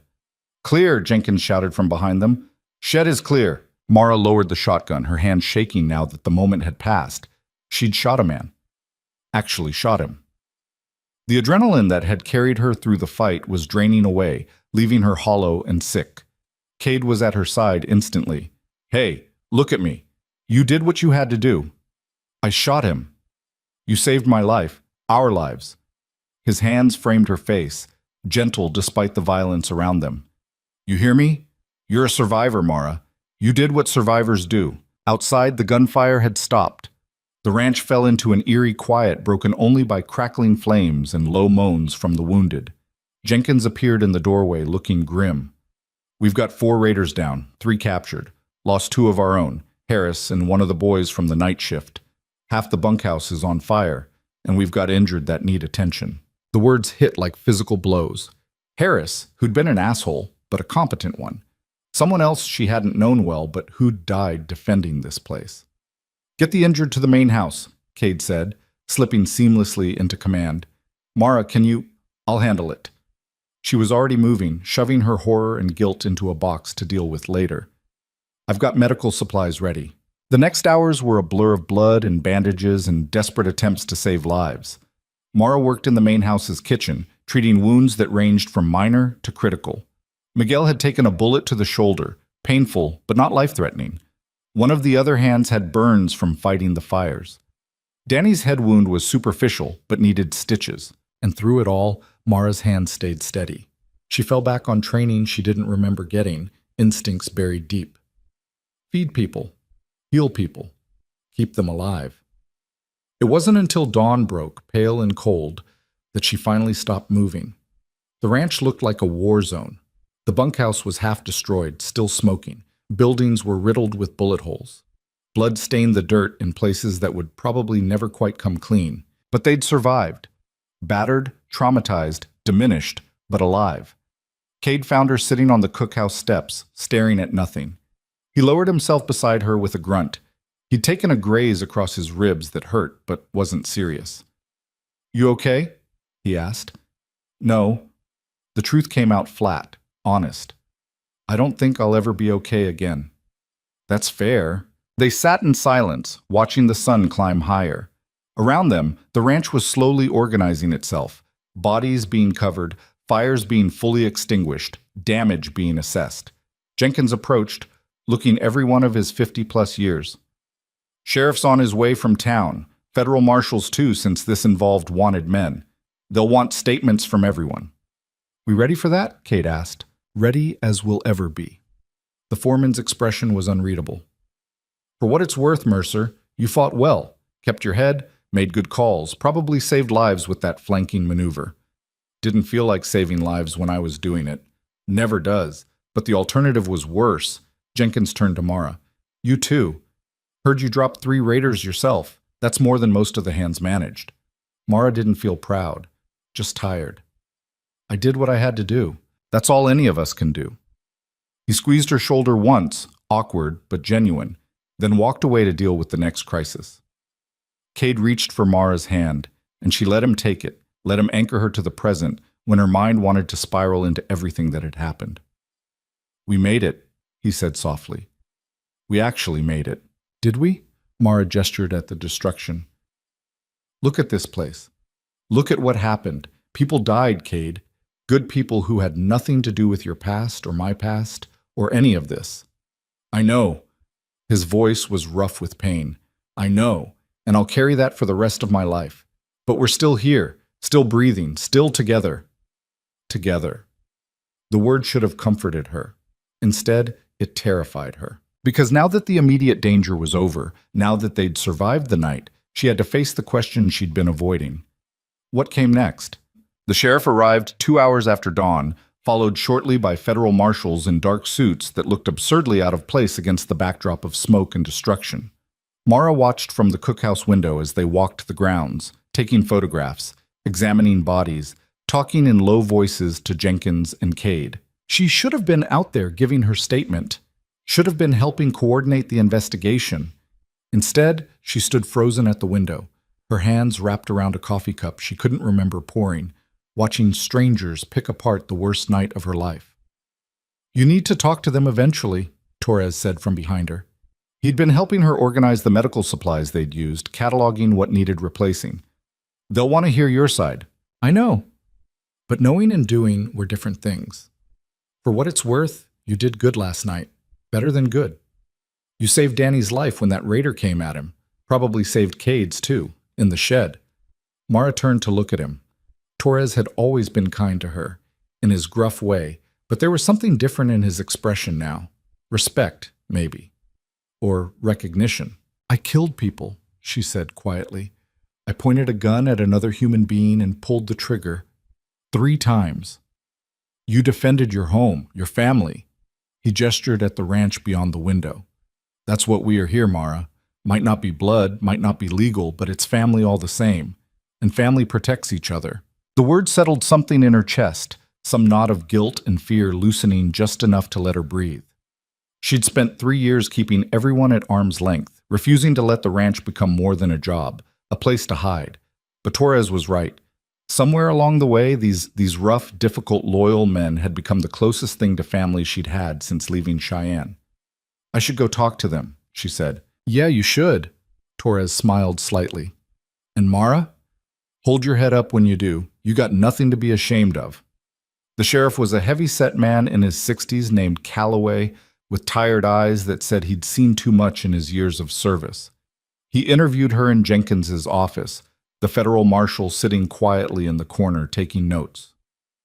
Walk me through it from the beginning, Calloway said, not unkindly. When did you first know something was wrong? Mara told him everything. Garrett's visit 3 days ago, the preparations they'd made, the attack itself moment by moment, shot by shot. Her voice stayed steady until she got to the part where she'd fired at the raider who'd threatened Danny, and then it broke just for a second. You were defending a minor, the marshal spoke up for the first time. That's clear-cut self-defense and defense of others. Doesn't make it easier. No, ma'am. But it makes it legal. And necessary. He consulted his notes. The men who attacked this ranch were wanted for multiple federal crimes. You and your people did law enforcement a favor by taking them down. A favor. Like shooting people was something to be proud of. But Mara just nodded and continued her statement. Told them about the shed, about Garrett, about the moment she'd pulled the trigger knowing it would change her forever. When she was finally done, Calloway closed his notebook and looked at her with something like sympathy. You've been through hell, Miss Ellison, you and everyone here. But for what it's worth, you did everything right. Protected your home, minimized casualties, gave the bad guys every chance to walk away before it came to shooting. 2 of our people still died. And that's on the men who attacked you, not on the ones who defended. You remember that. He stood, extending his hand. If you need anything, counseling resources, victim support, anything, you let me know. What happened here isn't something you just shake off. After he left, Mara sat alone in the office, staring at her hands. They looked the same as they always had, rough from work, scarred from kitchen accidents, strong. But they'd killed people now. That changed things in ways she couldn't articulate. A knock at the door made her look up. Cade stood in the doorway, looking as exhausted as she felt. "How'd it go?" he asked. "They said I did the right thing, that it was self-defense." "It was." "Doesn't feel right." She stood, suddenly restless, needing to move. "Nothing about this feels right." "No, it doesn't." Cade stepped into the room, closing the door behind him. "The marshals want to talk to me next. They've got questions about my time with the crew, names I might know, places they operated." "You going to tell them?" "Everything I can remember. Cooperating witness, they called it. Might even keep me out of prison if I'm lucky." He laughed, but it was bitter. "Not that it matters much. Even if they don't arrest me, I'm still the man who brought all this down on everyone's head." "Cade, it's true, Mara. Harris is dead because of me. That other kid whose name I can barely remember is dead because of me. Half the ranch is destroyed because I thought I could run from my past and start over somewhere new." He scrubbed a hand over his face. "Jenkins is letting me stay for now, but once things settle, once the repairs start, he's going to realize what a liability I am, and he'll ask me to leave." "You don't know that." "I know Jenkins. He's loyal, but he's also practical. He won't risk his ranch, his people, for one man with too much baggage." Cade met her eyes, and the pain there nearly broke her. "And maybe that's for the best. Maybe you'd all be better off if I just disappeared." The words hit her like a slap. After everything they'd been through, everything they'd survived together, he was already planning his exit, already assuming the worst. "So that's it?" Mara heard her voice rise, anger cutting through exhaustion. "You're just going to run again? Make the decision for everyone else that you're not worth fighting for?" "I'm trying to protect you." "I don't need protection. I need you to stop deciding what's best for me and actually ask what I want." She crossed to him, grabbed his shirt, made him look at her. "You want to know what I want, Cade? I want you to stay. I want you to fight for this place, for these people, for us. I want you to stop acting like you're some kind of curse and start believing you might actually be worth something." "Mara, no. You don't get to make yourself the martyr here. You don't get to walk away and pretend it's noble, when really it's just you being too scared to let anyone get close enough to hurt you." The words poured out of her, 3 years of buried feelings erupting. "I know that fear. I lived it for years with a man who convinced me I was worthless. But you're not him, and I'm not that broken woman anymore. So stop trying to protect me from yourself and trust that I know what I'm choosing." Cade stared at her, something raw and vulnerable flickering across his face. "What if I mess it up? What if I hurt you? Then we'll deal with it, together, like adults who care about each other." She softened her grip on his shirt, let her hands flatten against his chest. "I'm scared too, Cade. Terrified, actually. But I'm more scared of spending the rest of my life wondering what might have happened if I'd been brave enough to try." For a long moment he didn't move. Then his arms came around her, pulling her close, and Mara felt something in her chest unlock. They stood like that, holding each other amid the wreckage, two damaged people choosing to be vulnerable anyway. "I don't know how to do this," Cade whispered against her hair. "How to be with someone. How to trust that it won't fall apart." "Neither do I. But maybe we figure it out together." He pulled back just enough to look at her face, and what she saw in his eyes made her breath catch. Not just fear or pain, but hope. Fragile, tentative hope that maybe this time things could be different. "Together," he repeated like he was testing the word. "I could try that." "Good, because you're not getting rid of me that easily." A ghost of a smile touched his mouth.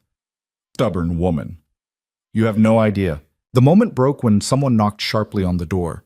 Jenkins poked his head in, took one look at them standing close, and raised an eyebrow. "Federal boys are ready for you, Mercer. And Mara, Danny's asking for you. Kid's pretty shaken up."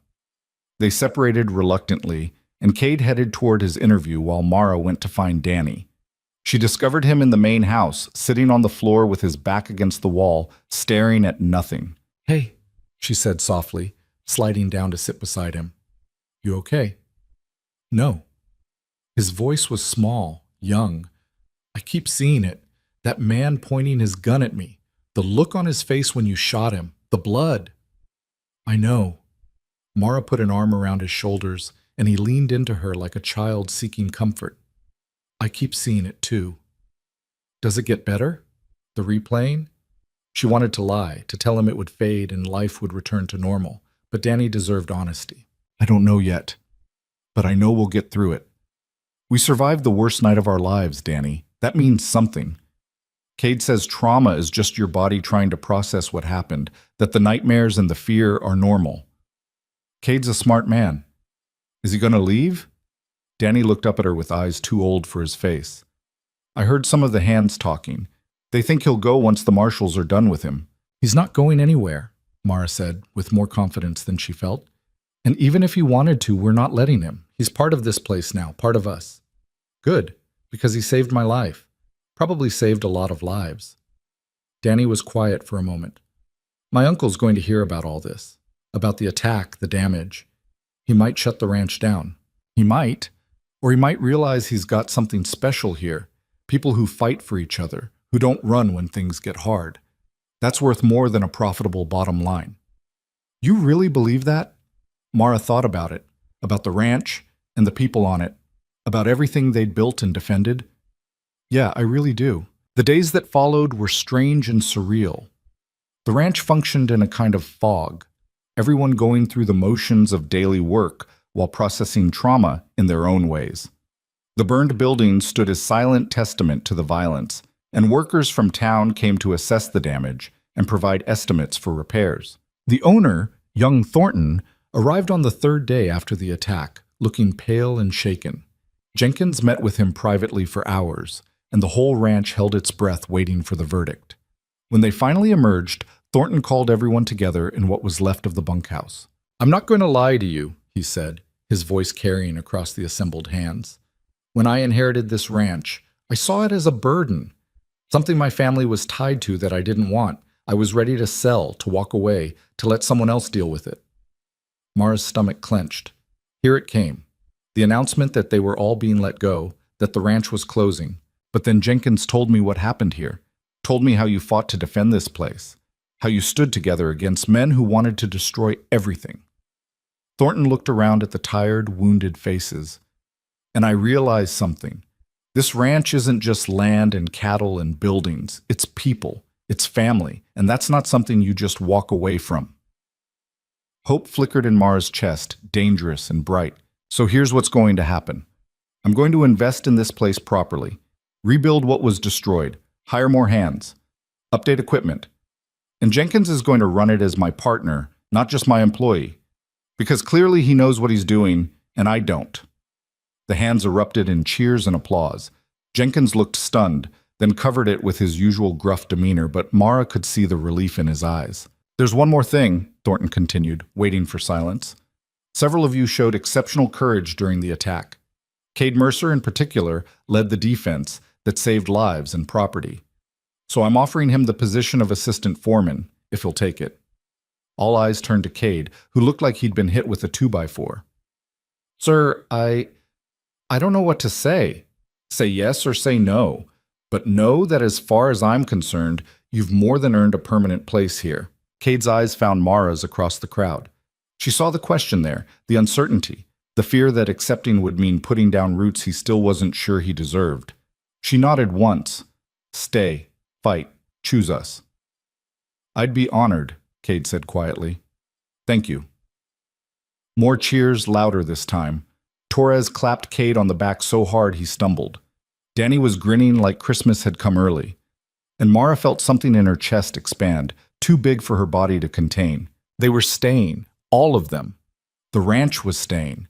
The family they'd built in blood and fear and stubborn loyalty was staying. After the meeting dispersed, Mara found herself in the cookhouse, staring at the mess of supplies and equipment. So much needed to be organized, cleaned, put back together. The work felt overwhelming. Need help? She turned to find not just Cade, but Danny, Torres, Miguel, and half a dozen other hands crowding into the doorway. We figured you could use some extra hands getting this place operational again, Torres said. Can't run a ranch without a cook. And we can't have a cook without a proper kitchen. Mara felt her throat tighten with emotion. You don't have to. We know, Danny interrupted, but we want to. Your family, Mara. About time we treated you like it. They worked through the afternoon and into the evening cleaning and organizing and putting the cookhouse back together. Someone jury-rigged the stove that had been damaged by smoke.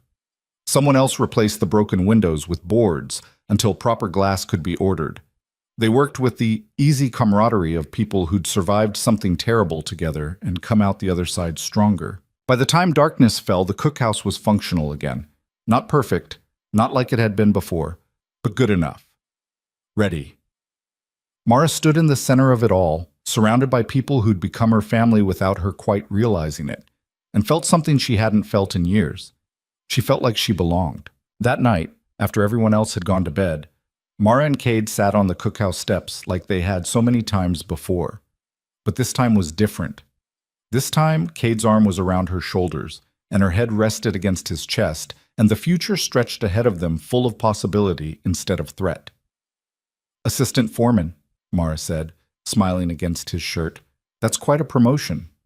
Terrifying is what it is. I've never been responsible for anything this big before.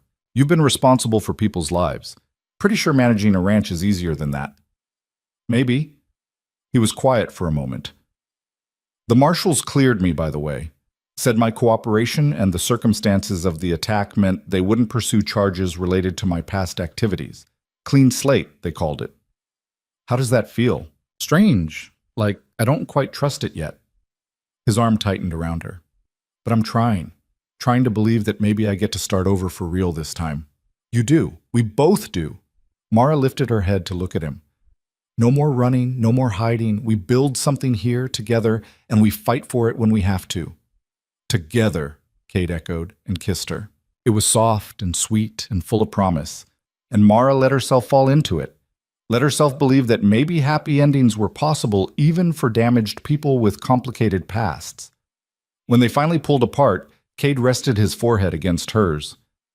I'm going to mess this up sometimes. Fair warning. So will I. But we'll figure it out. You sound awfully confident for someone who's as scared as I am. That's because I'm terrified, Mara admitted. But I'm also done letting fear make my decisions. I choose you, Cade. I choose this. And I'm going to keep choosing it, even when it's hard. What did I do to deserve you? You showed up. You stayed. You fought for people who mattered to you. She smiled. Turns out that's all it takes. They sat under the stars for a long time, talking about everything and nothing, making plans for the ranch's rebuild, dreaming about a future that finally felt possible. And when the cold drove them inside, Cade walked Mara to her small cabin behind the cookhouse and kissed her goodnight like she was something precious. Tomorrow, he said, we start rebuilding. Tomorrow, Mara agreed, together. She watched him walk back toward the bunkhouse, his figure solid and real against the darkness, and felt something settle in her chest. Peace, maybe. Or just the absence of the constant fear she'd carried for so long. Whatever it was, it felt like home. The rebuilding took weeks. Contractors came from 3 counties over, bringing materials and expertise. The hands worked alongside them, learning construction while maintaining the daily operations of the ranch. It was brutal, exhausting work, but there was something healing in it too. Every board they nailed, every window they installed, every wall they raised was proof that they'd survived. Proof that they were stronger than what had tried to destroy them. Cade threw himself into the work with single-minded intensity, and Mara watched him transform from a quiet drifter into a leader. He organized work crews, solved problems, made decisions with confidence. The hands respected him, listened to him, trusted him.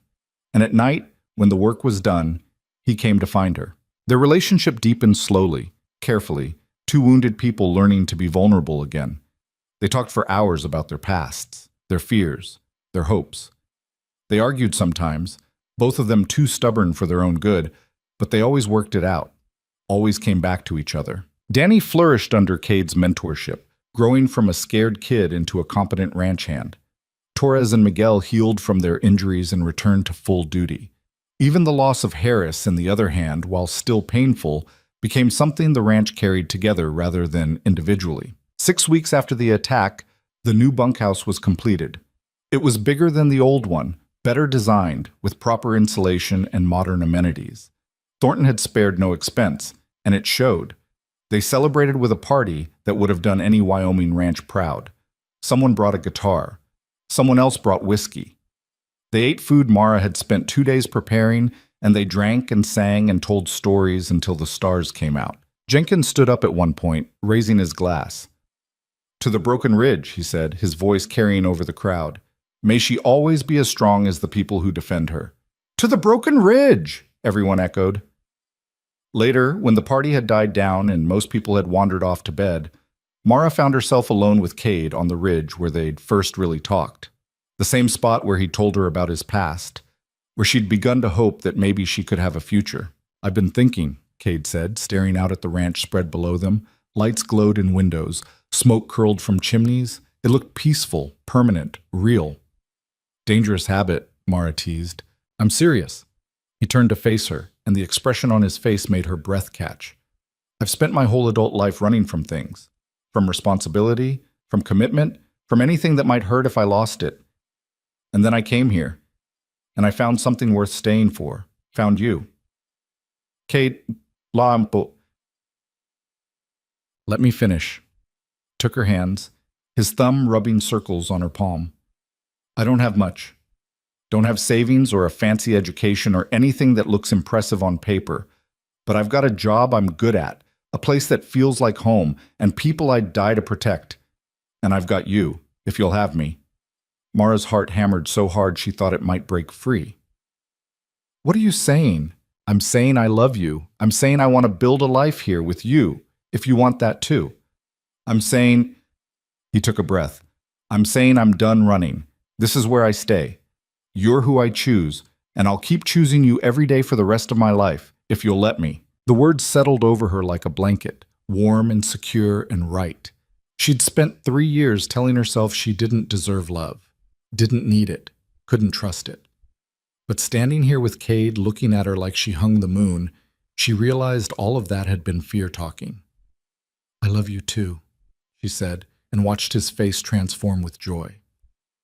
"I love you, and I choose you, and I'm terrified, but I'm doing it anyway." He kissed her then, deep and thorough and full of promise, and Mara kissed him back with everything she had. When they finally broke apart, both breathless, Cade laughed. "That's a yes then? That's a yes to whatever you're asking. Yes to staying. Yes to building a life. Yes to being brave enough to try. Even though it's scary? Especially because it's scary." She pulled him close again. "We're both broken, Cade. We've both got scars and baggage and reasons to be afraid. But maybe that's okay. Maybe broken people who choose each other anyway are the strongest kind. I like that idea." "Good. Because you're stuck with me now. Best news I've heard all year." They stayed on the ridge until the cold drove them down, walking back to the ranch hand in hand, and Mara marveled at how different the world looked when you stopped hiding from it.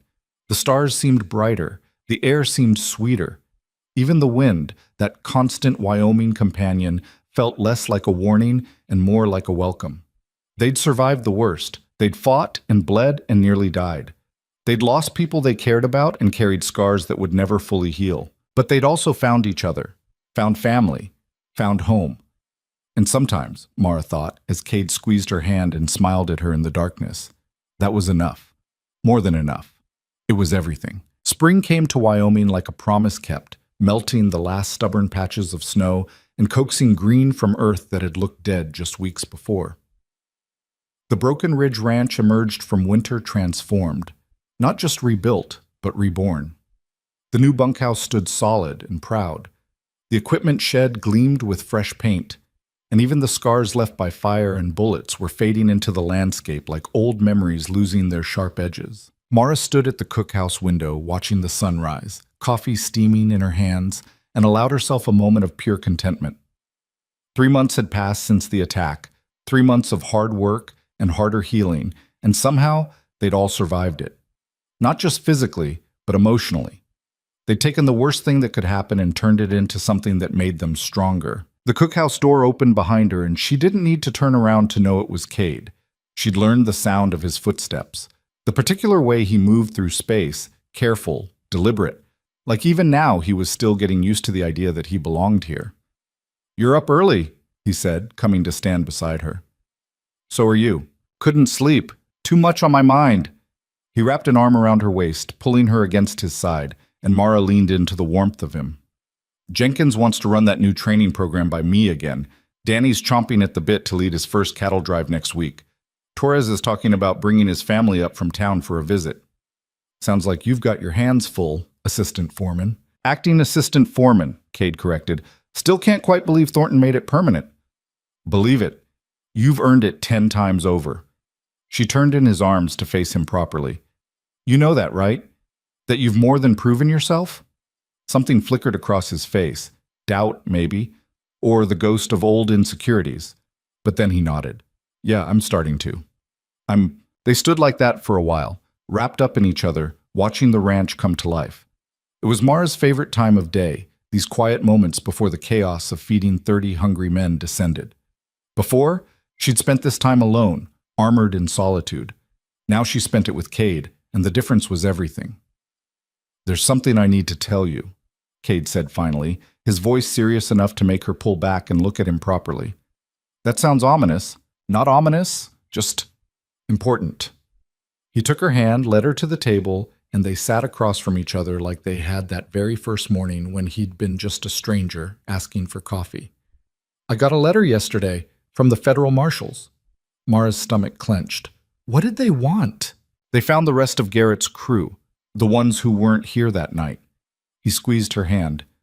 "They're all in custody now, every single one, which means there's no one left looking for me. No one left who thinks I betrayed them or wants revenge. It's actually over." The relief that washed through her was so intense it made her dizzy. She'd been carrying the fear of another attack for months, waiting for the other shoe to drop, for more violence to find them. And now Cade was telling her it was finished, actually, truly finished. "That's incredible," she breathed. "It gets better. The prosecutor offered me full immunity in exchange for my testimony at the trials, said my cooperation has been invaluable, that I helped them shut down an operation that's been running for years." He laughed, but it was full of wonder instead of bitterness. "They're calling me a witness instead of a criminal. After all this time, after everything I did, they're giving me a clean slate." "You deserve it." "I don't know about that, but I'm grateful for it." His thumb traced patterns on her palm, a nervous gesture she'd learned meant he was working up to something. "Which brings me to the important part, the scary part." "Cade, what is it?" "I want to marry you." The words hung in the air between them, simple and profound. Mara felt her breath catch, her heart stutter, every nerve in her body coming alive at once. "I know it's fast," Cade continued, the words tumbling out like he'd been holding them back for too long. "I know we've only been together a few months, and you probably think I'm crazy, and there are a million reasons why you should say no. But I've spent too much of my life running from things, Mara, from commitment, from happiness, from anything that looked like a future. And I don't want to run anymore. I want to build something permanent with you. I want to wake up next to you for the rest of my life. I want—" "Yes." He stopped mid-sentence, staring at her. "Yes?" "Yes. I'll marry you. Yes to all of it." Mara was crying now, tears streaming down her face, but she was smiling too. "You're right, it's fast. You're right. There are probably a million reasons to wait, but I don't care about any of them.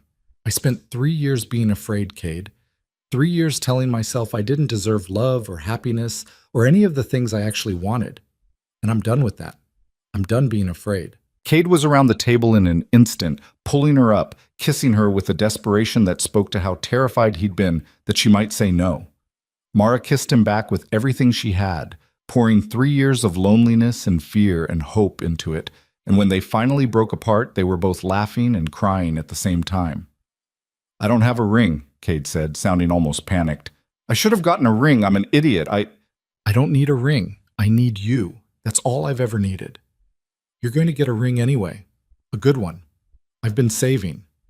"Cade, let me do this right, Mara. Let me give you the things you deserve, the proposal, the ring, the wedding, all of it. You deserve all of it." Looking at his face, earnest and hopeful and so full of love it made her chest ache, Mara understood what he was really saying. He was trying to give her the opposite of what she'd had before. trying to show her that not all men made demands. Some of them made promises instead. "Okay," she said softly. "Okay, we'll do it right. But Cade, I would have married you with a ring made of grass and a ceremony in the barn. Because it's not about the trappings, it's about choosing each other every single day. I know, but you still deserve the trappings." They spent the rest of the morning planning, giddy and impractical, and completely wrapped up in each other. They'd get married on the ranch, they decided.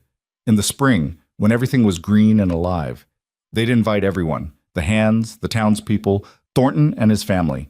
They'd make it a celebration of survival and second chances and stubborn hope. When the hands started arriving for breakfast, they couldn't hide the joy radiating off them. Jenkins took one look at their faces and grinned. "About damn time," he said. "We didn't even tell you yet," Mara protested.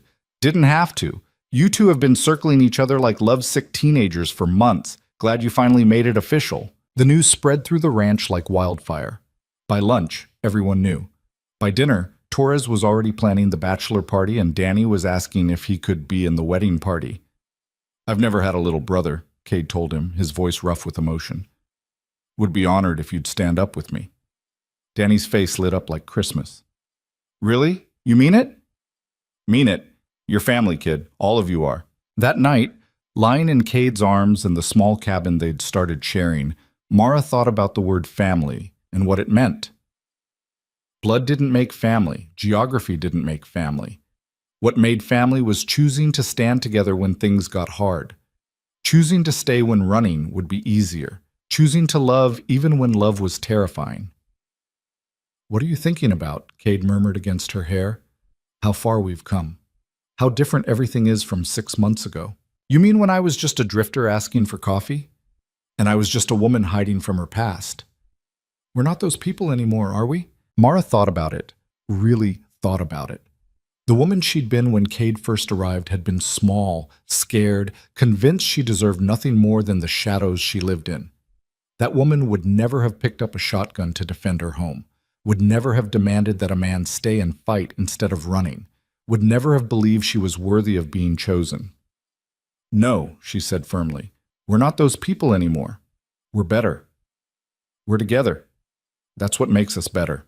They made love slowly, tenderly, each touch a promise and a claim. And afterward, wrapped up in each other, Mara let herself believe in forever for the first time in her life.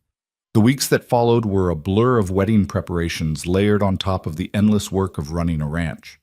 Mara found herself planning a ceremony while also managing the spring calving season and training a new kitchen assistant Thornton had hired to help ease her workload. The assistant was a young woman named Sarah, barely 20, who reminded Mara painfully of herself at that age. Unsure, eager to please, carrying secrets she wasn't ready to share. Mara took her under her wing, taught her not just cooking, but the kind of strength that came from choosing yourself, even when the world told you that you didn't matter. "You're good at this," Sarah said one afternoon while they were prepping for dinner. "Teaching, I mean. Have you ever thought about running your own place?" "This is my own place," Mara said simply. "Maybe not legally, but in every way that matters. I hope I find that someday, a place where I belong." "You will. Just keep choosing the hard thing instead of the easy thing, and eventually you end up somewhere worth staying." Sarah absorbed that with the seriousness of someone who needed to hear it, and Mara felt a fierce protectiveness rise in her chest. She understood now what Torres had meant all those months ago about family. It wasn't just Cade or the hands she'd known for years. It was this too, passing on the lessons she'd learned, helping someone else find their way out of darkness. The ranch had made her strong. Now she could make someone else strong too. 1 month before the wedding, Thornton arrived at the ranch with news that made everyone stop and listen. "I've been thinking," he said, gathering the hands in the rebuilt bunkhouse. "This place has been in my family for 3 generations, but I've never really understood it, never appreciated what it takes to run a ranch, what it means to the people who work here." Mara exchanged glances with Cade, neither of them sure where this was going. "After the attack, after seeing how all of you fought to defend this place, I realized something. The Broken Ridge isn't mine. It belongs to all of you. You're the ones who bleed for it, work for it, love it." He pulled out a folder of papers. "So I'm restructuring ownership. Jenkins, you're getting a 40% stake. Cade, 20%. The remaining 40% will be divided among the hands who've been here more than 2 years. The room erupted in chaos. Questions, disbelief, overwhelming gratitude. Jenkins looked like he'd been hit with a brick, and Cade had gone completely still beside Mara. "Why would you do this?" Jenkins finally managed. "Because it's right. Because you've earned it. Because I don't want to be the absentee owner who doesn't understand the value of what he has." Thornton smiled. "Besides, I'm keeping a consulting role and profit share. I'm not completely stupid, but this way, the people who actually care about the ranch are the ones making decisions about it." "I don't know what to say," Cade said quietly. "Say you'll keep doing what you're doing. Say you'll build this place into something even stronger than it already is. Say you'll take care of it the way you take care of each other." Thornton extended his hand. "Say yes, and let's make this official." They shook hands, and Mara watched Cade's face transform. For a man who'd spent his life believing he didn't deserve good things, being given ownership in something this substantial was almost too much to process. But underneath the shock, she could see something else blooming. Pride. Purpose. The bone-deep knowledge that he'd finally found where he belonged. After Thornton left and the celebration died down, Mara found Cade standing outside the barn, staring at the ranch spread out before him. "You okay?" she asked. "I own part of this place."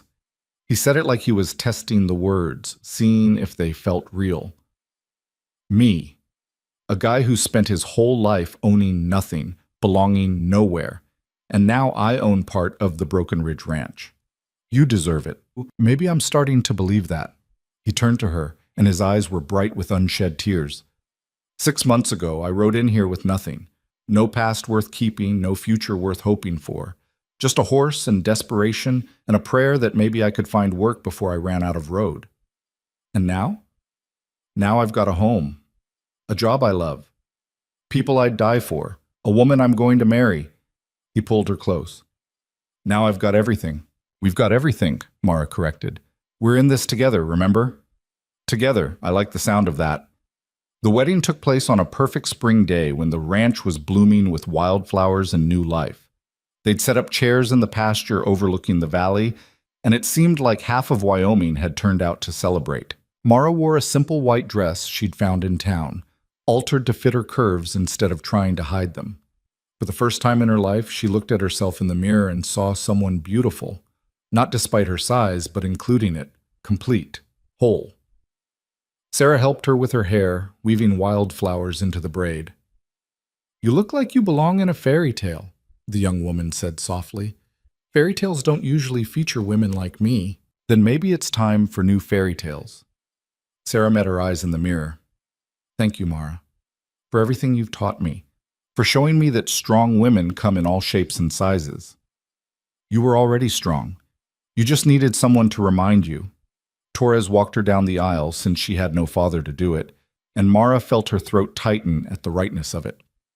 This gruff, kind man who'd been one of the first to treat her like family was the perfect choice. "Ready?" he asked. "More ready than I've ever been for anything." The ceremony was simple and heartfelt. Jenkins officiated, having gotten ordained online specifically for the occasion. Danny stood beside Cade, trying not to cry and failing. Miguel and several other hands formed the rest of the wedding party, all of them dressed in their Sunday best. But Mara only had eyes for Cade. He looked stunned, like he couldn't quite believe she was really walking toward him, really choosing him. When she reached the front and took his hands, she felt him trembling. "You okay?" she whispered. "Perfect. Absolutely perfect." Jenkins cleared his throat. "Dearly beloved, we're gathered here today to join these two stubborn, brave, foolish people in matrimony." Laughter rippled through the crowd, breaking the tension. "I've known Cade and Mara for less than a year," Jenkins continued, his voice carrying across the pasture. "But in that time, I've watched them transform from two broken people running from their pasts into two whole people building a future. I've watched them fight for each other, stand with each other, choose each other even when it was hard, even when it was terrifying." Mara felt tears prick her eyes. This was it. This was the moment she stopped being afraid and started being free. "Marriage isn't about finding someone perfect," Jenkins said. "It's about finding someone imperfect and choosing to love them anyway. It's about building something together that's stronger than what either of you could build alone. And if anyone knows about building something strong, it's these two." The vows they'd written were simple but powerful. Cade promised to choose her every day, to stand beside her in good times and bad, to never make her feel small or unworthy or less than. Mara promised to trust him with her fears, to believe in his goodness even when he doubted it himself, to build a life with him that honored everything they'd survived to get here. When Jenkins pronounced them husband and wife, the cheer that went up could probably be heard in town. Cade kissed her like he was sealing a promise, and Mara kissed him back like she was finally coming home. The reception lasted well into the night. There was music and dancing and more food than any reasonable gathering needed. Mara danced with her new husband, with Torres, with Danny, with Jenkins. She danced until her feet hurt and her face ached from smiling, and she couldn't remember ever being happier. At one point, she found herself alone with Cade at the edge of the celebration, watching their friends and family celebrate under a sky full of stars.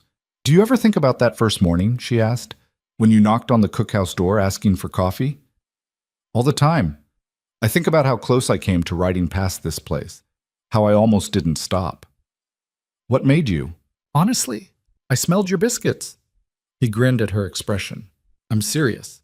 I hadn't eaten in 2 days, I was exhausted, and I caught the smell of something that reminded me of home, of better times. So I stopped.